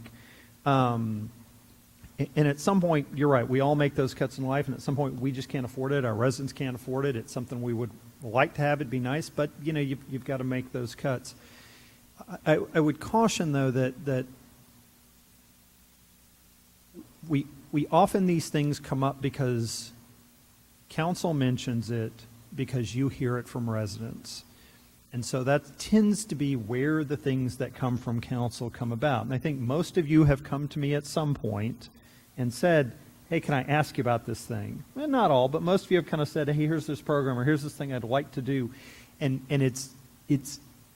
they all make sense. They're all good ideas, and we've tried to implement them. And again, partly we have to check ourselves, but again, I think from a staff perspective, you're right, it's a fundamental issue. I think what I would say to the comment, and this goes to Councilman Crawford's point, I think what we are looking for is guidance and direction here. And so certainly I think it's fair to say it's staff's job to go back and come up with a list of cuts.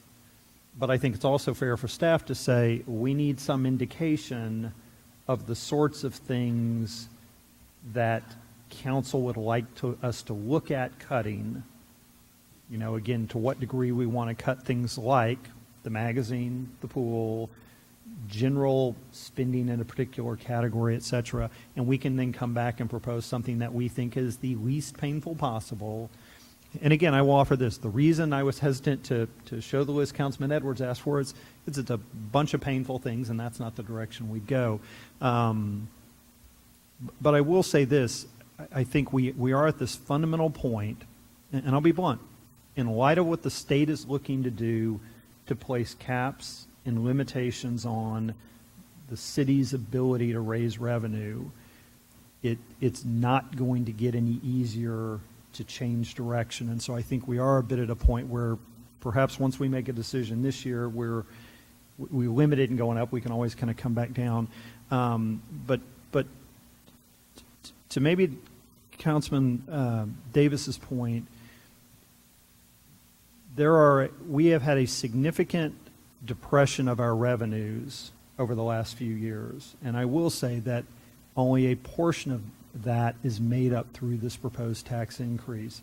And so I think staff, as I've said, will continue to look to find ways to become more efficient, streamline operations, reduce cost. I think it makes perfect sense. We need to revisit a lot of different programs and say, how much value do we really get from this? And maybe a scaled back version is it.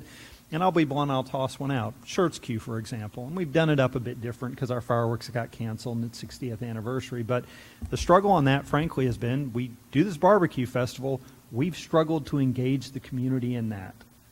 That eats up a lot of staff time, and yet we get, I'd estimate, fewer people coming to that than we do Jubilee, or we even do Festival Angels. And to some degree, from a cost per resident participation, moving on Main, we get more bang for our buck. So I think there are things like that we can look at.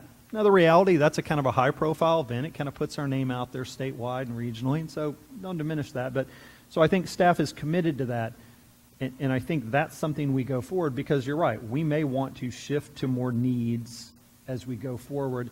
From a staff perspective, we feel like the tax increase at the rollback rate this year, and I said this before, not going to come back next year, the year after, the year after, the year after, barring some vastly unexpected thing. But I think that really allows us to, as we go forward, provide the kind of community our resident want with regard to needs and wants going forward. And that may still mean shifting away from wants and increasing needs to catch up. But from staff perspective, we are far behind.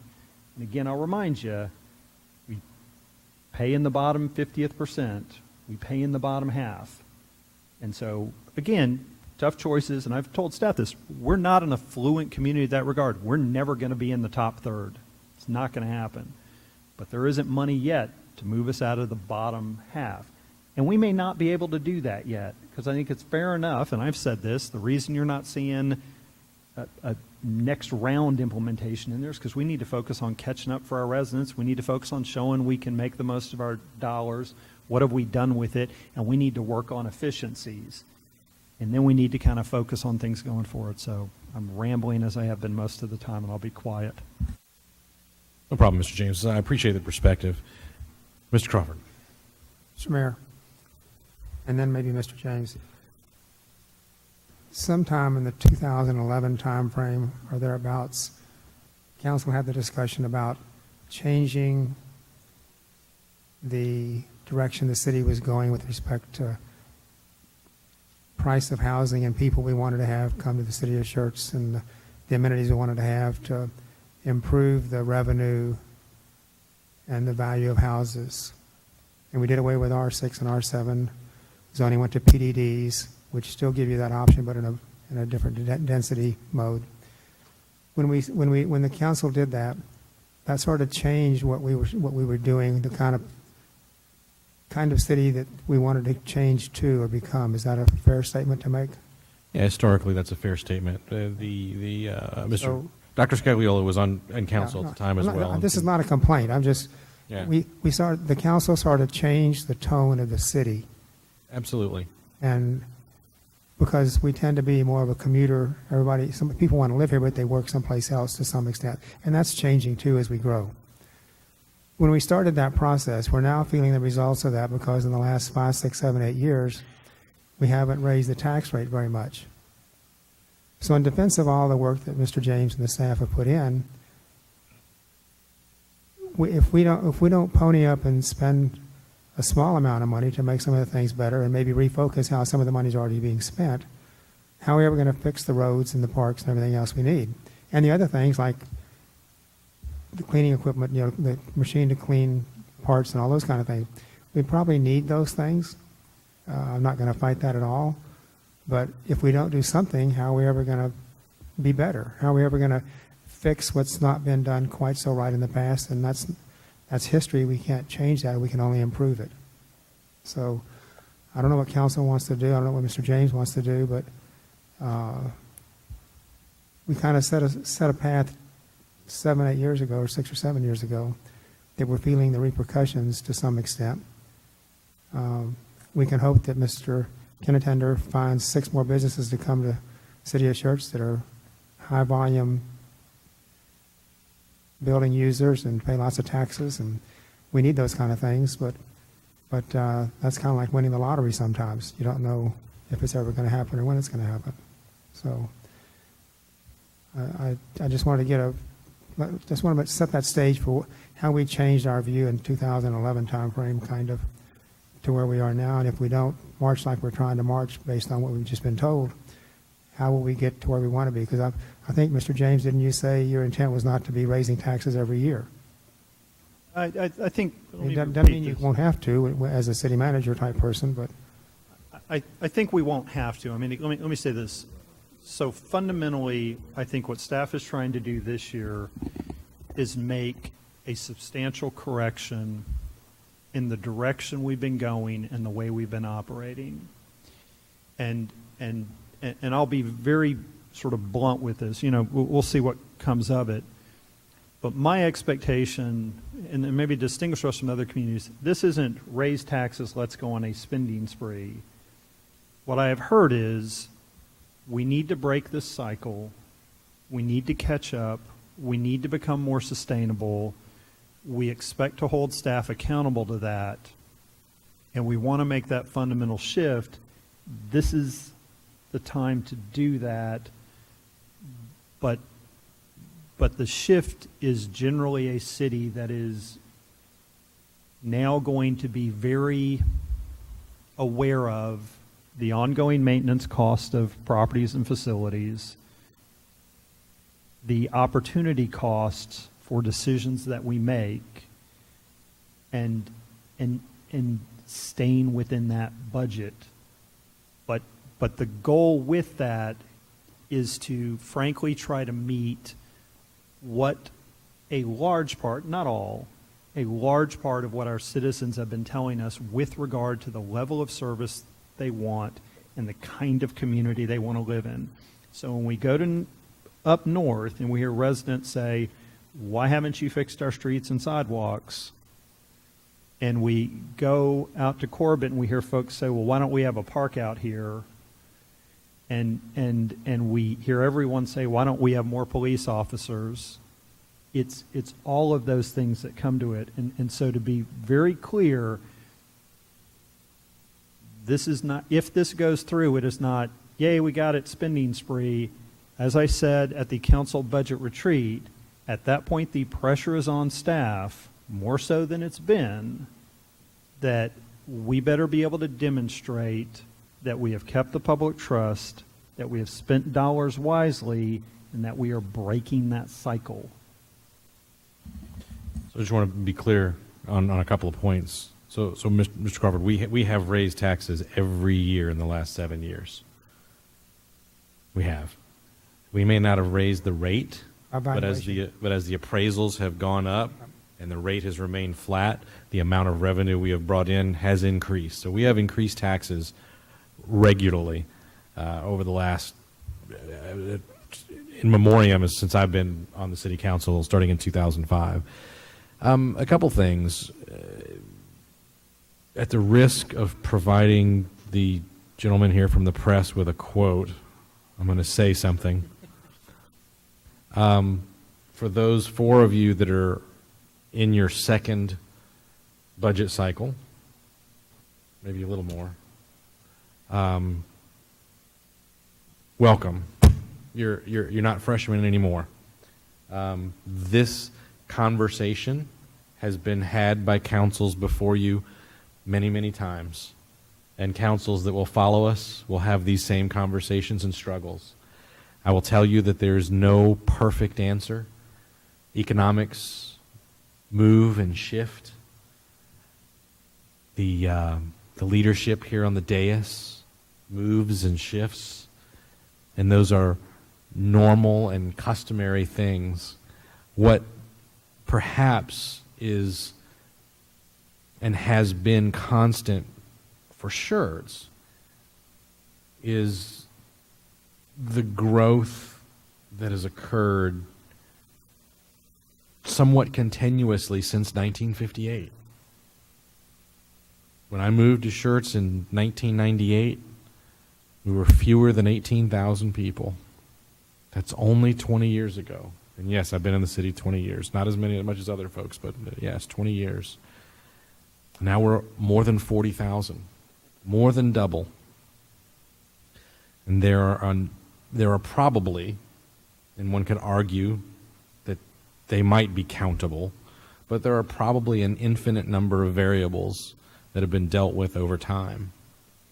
And the very best that we can hope to do as a council is identify as many of those as we can and do what you all have done this evening. And I want to encourage you, and I want to compliment you.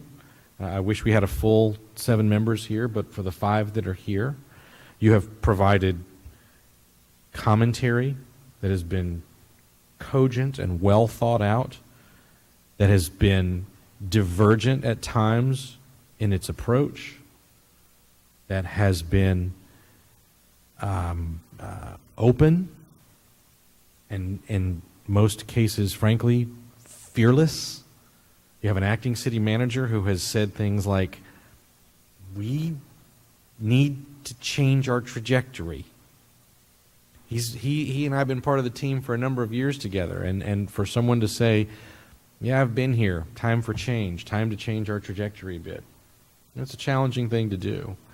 So I've been doing this now for a little more than 13 years, and I could not move forward in the meeting without offering my thanks and my compliments to you for your dialogue and your effort and your willingness to be open and frank with one another. It is that tradition that has existed in Schertz for 60 years, next month, 60 years, that has sustained us and put us ahead of our competition, and without any disrespect for our neighbors, in many cases ahead of our neighbors. A couple of things to think about. The state does require us to set a tax rate, and we don't get to back away from that. We do have to set our budget. But in the past, we've done mid-year budget adjustments. We can do multiple budget adjustments over the course of the fiscal year. So what I would encourage as we go forward is perhaps not so much identifying in the short amount of time that we have the places that we feel individually that we can cut budget. And there may be some that are clear and evident where we can offer that. But rather, what we must do is set the tax rate. We can go from the position of setting the rate and establishing an initial budget to continuously having dialogue about policy and the way that we spend money over the course of the fiscal year, and sharpen the knife, if you will, hone our approach. I think that is a very doable thing. I don't want to get into a monthly budget adjustment exercise, but doing things quarterly over the next period of years that we have ahead of us. Not crazy, not saying that we're going to move around millions of dollars, but tweaks and adjustments over time also tend to reduce the risk of a sudden jolt of change in direction.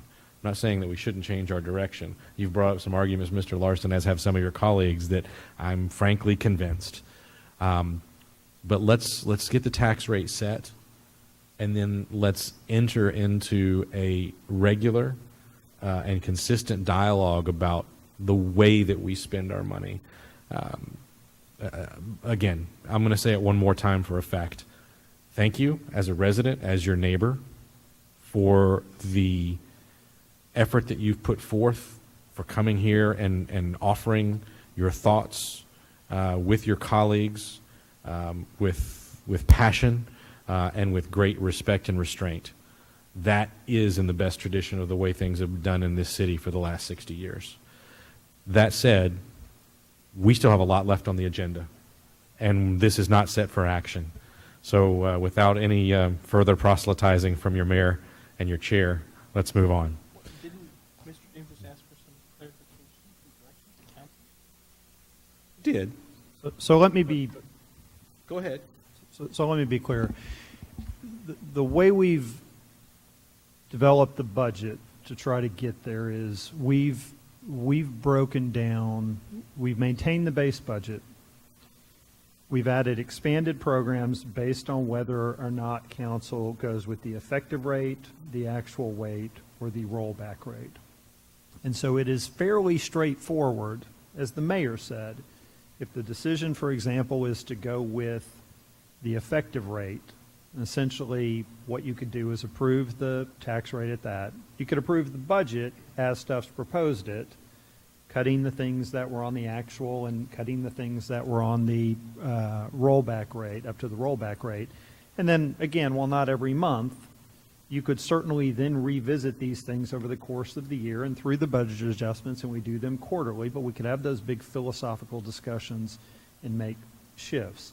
Now, there may be things that you would pluck out and say, no, Neil, we all don't want to do that. I think it's not readily apparent to me what those would be, given the support that we've seen for when we did those things that we may sort of forget about. But, you know, that's what we would do, likely, is go that path.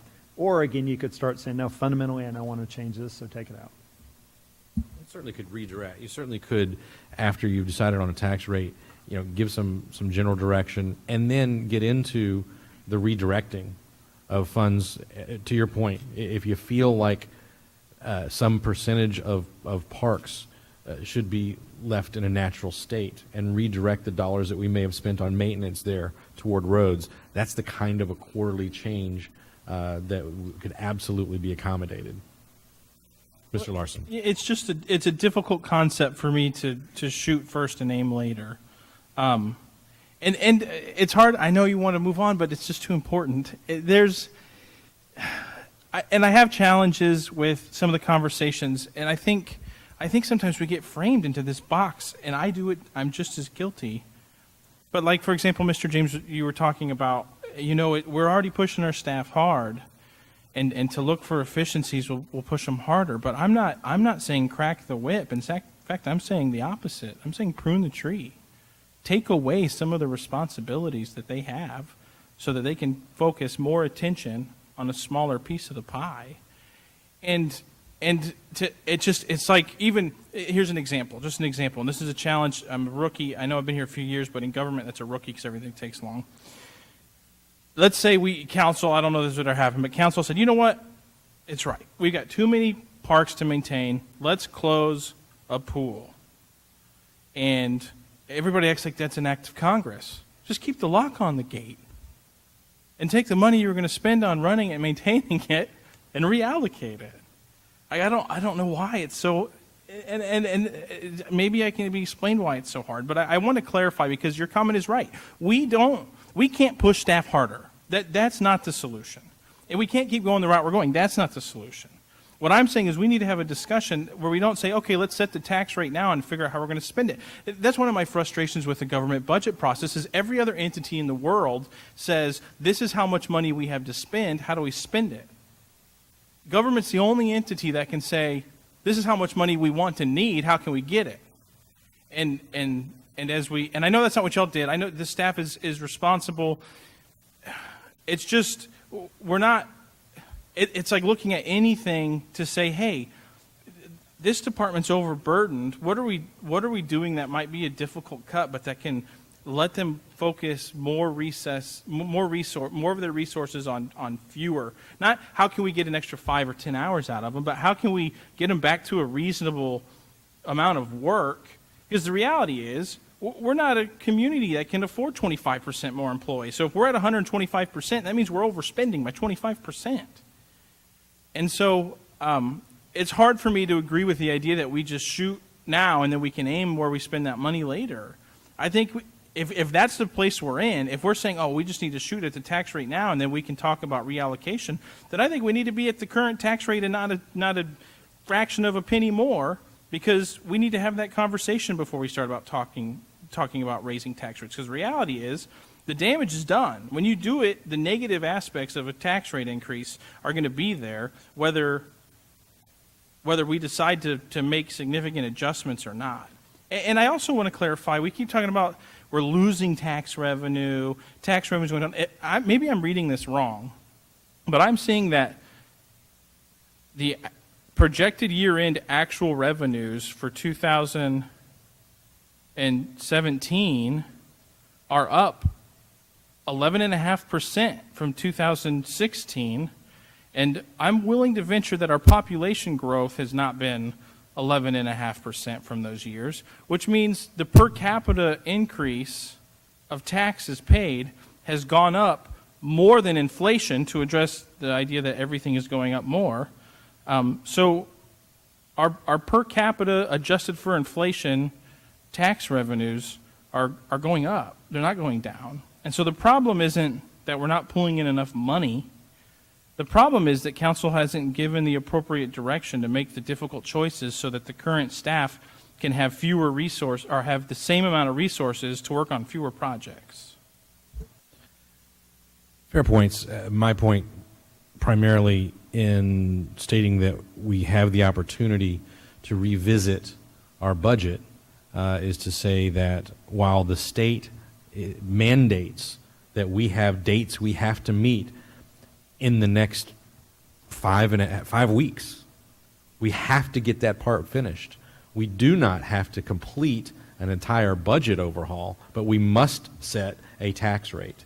We can over time. Now, there may be some big ticket items that you and the rest of the council, Mr. Larson, say, we can address these right now. We can put a lock on the gate and we can shut down that pool. That's $150,000. We want to put it over here.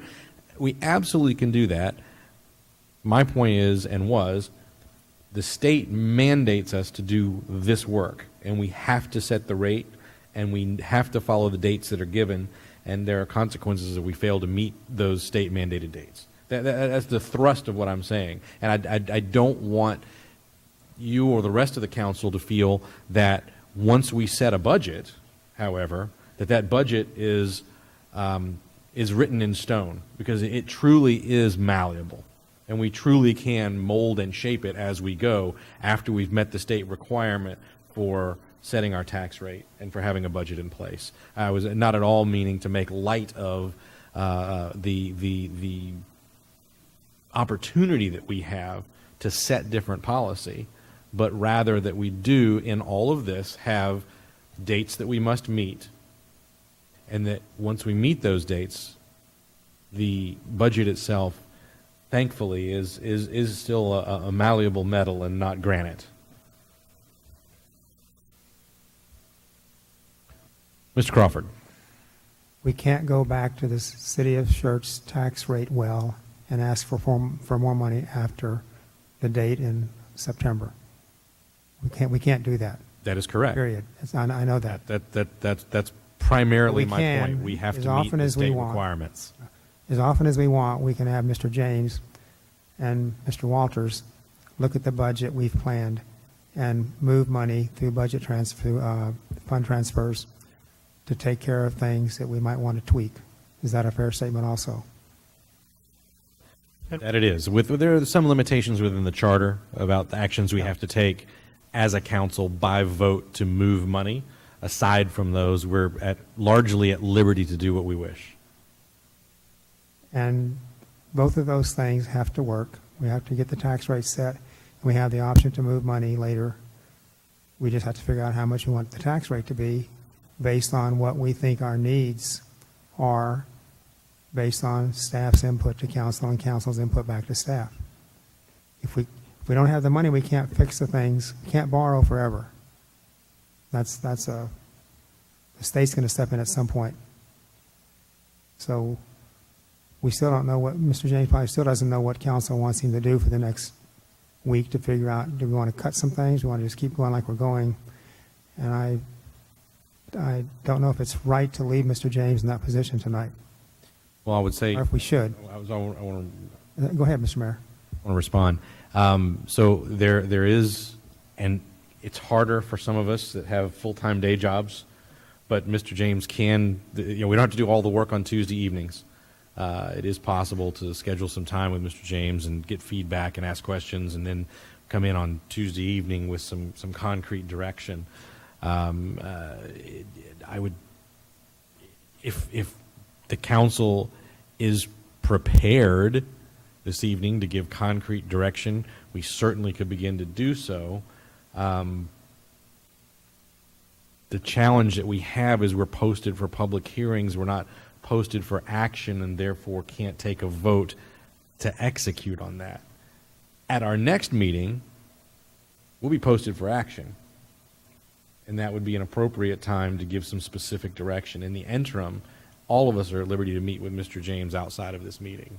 And I did not mean to cut you off, but I wanted to make sure I said that. And did you want to add anything? Okay.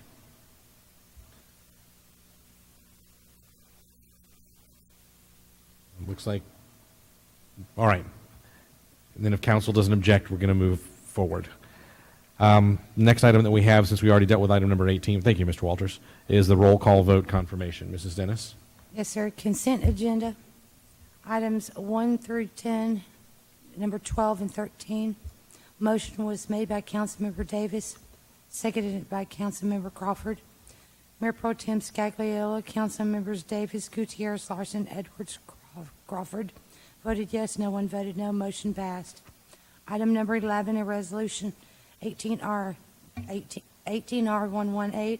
A motion was made by Councilmember Edwards, seconded by Councilmember Gutierrez.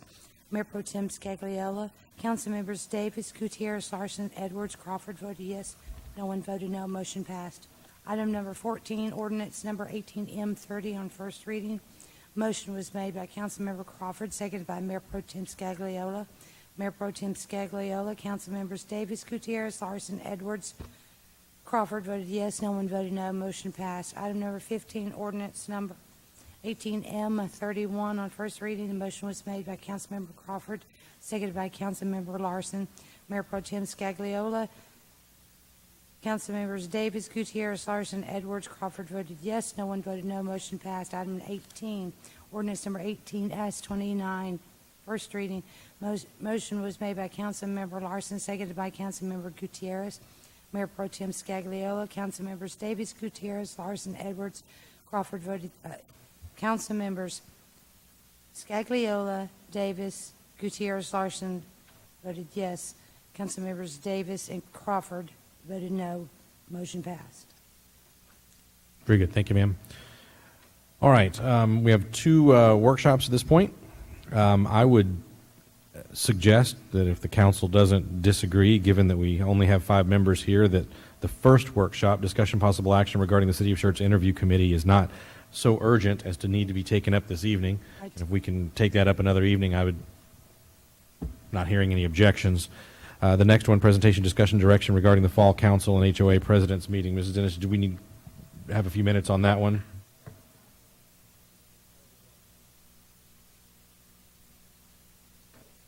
I think Mr. Davis is just making sure that we have a correct roll call vote record.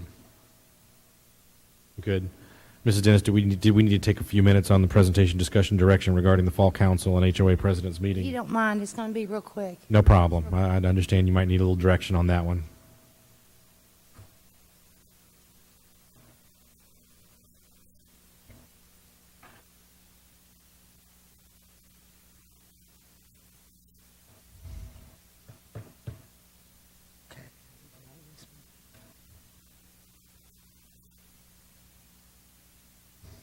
Trying to close these. Okay, back. I apologize. Just real quick, guys. Donna and I have been working on, coming up with the names of all the HOA presidents, and let me tell you, it was a task, but we did it.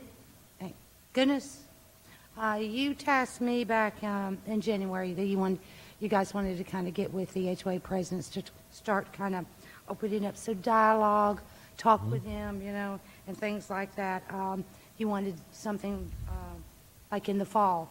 I'm not going to read this, but basically, when I went to get a hold of these presidents, they think this is a wonderful idea. Open up some communication, do some exchanges, find out, who they can call for, community policing projects, for code enforcement issues.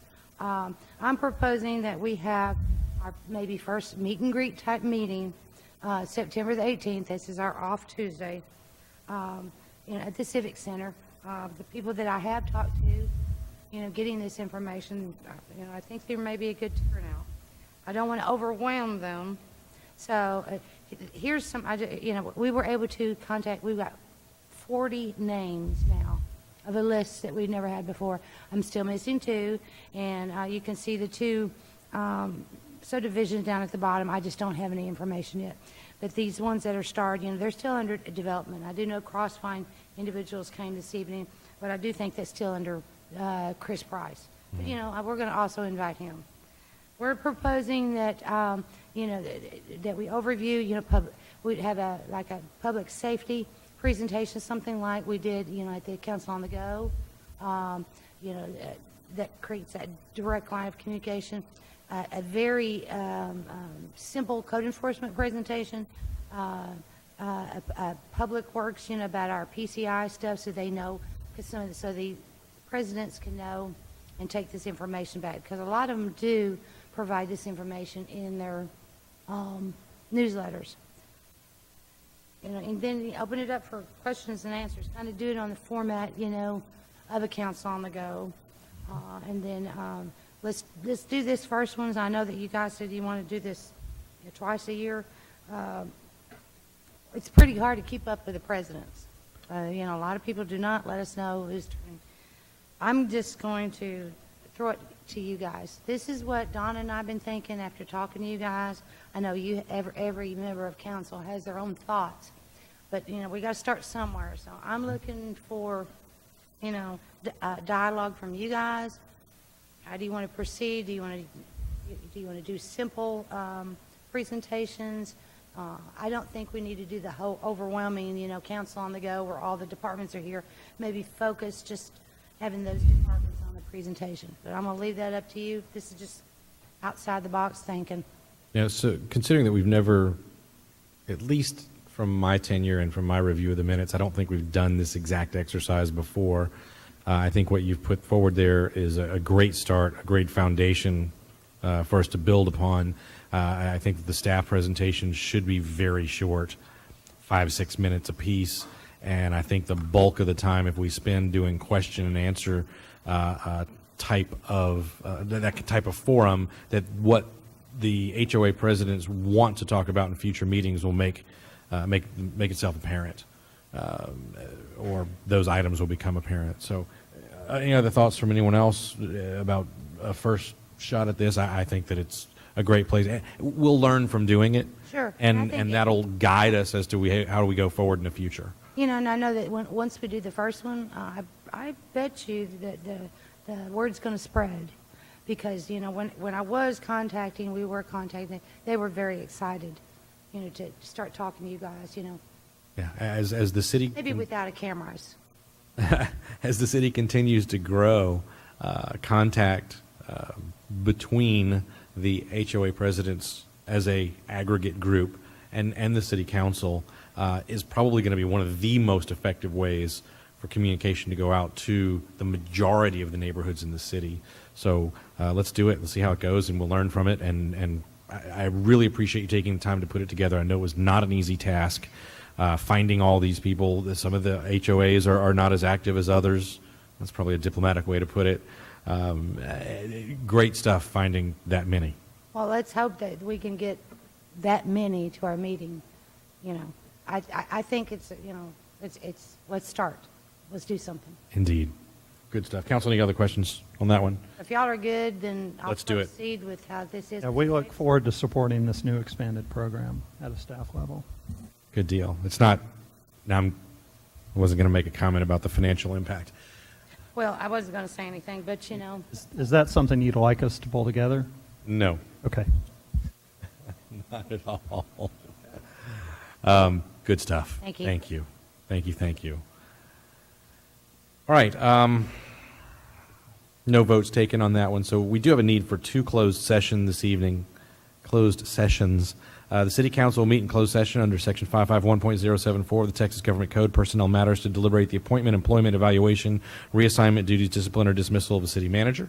The City Council will meet in closed session under Section 551.087 of the Texas Government Code, deliberation regarding economic development negotiations, closed meeting. The governmental body is not required to conduct an open meeting, one, to discuss or deliberate regarding commercial or financial information that the governmental body has received from a business prospect that the governmental body seeks to have locate, stay, or expand in or near the territory of the governmental body and with which the governmental body is conducting economic development negotiations, or to deliberate the offer of a financial or other incentive to the business prospect. Particularly, we'll be discussing Project E-044. We're going to recess our open session, go into closed session, and return as quickly as we're able.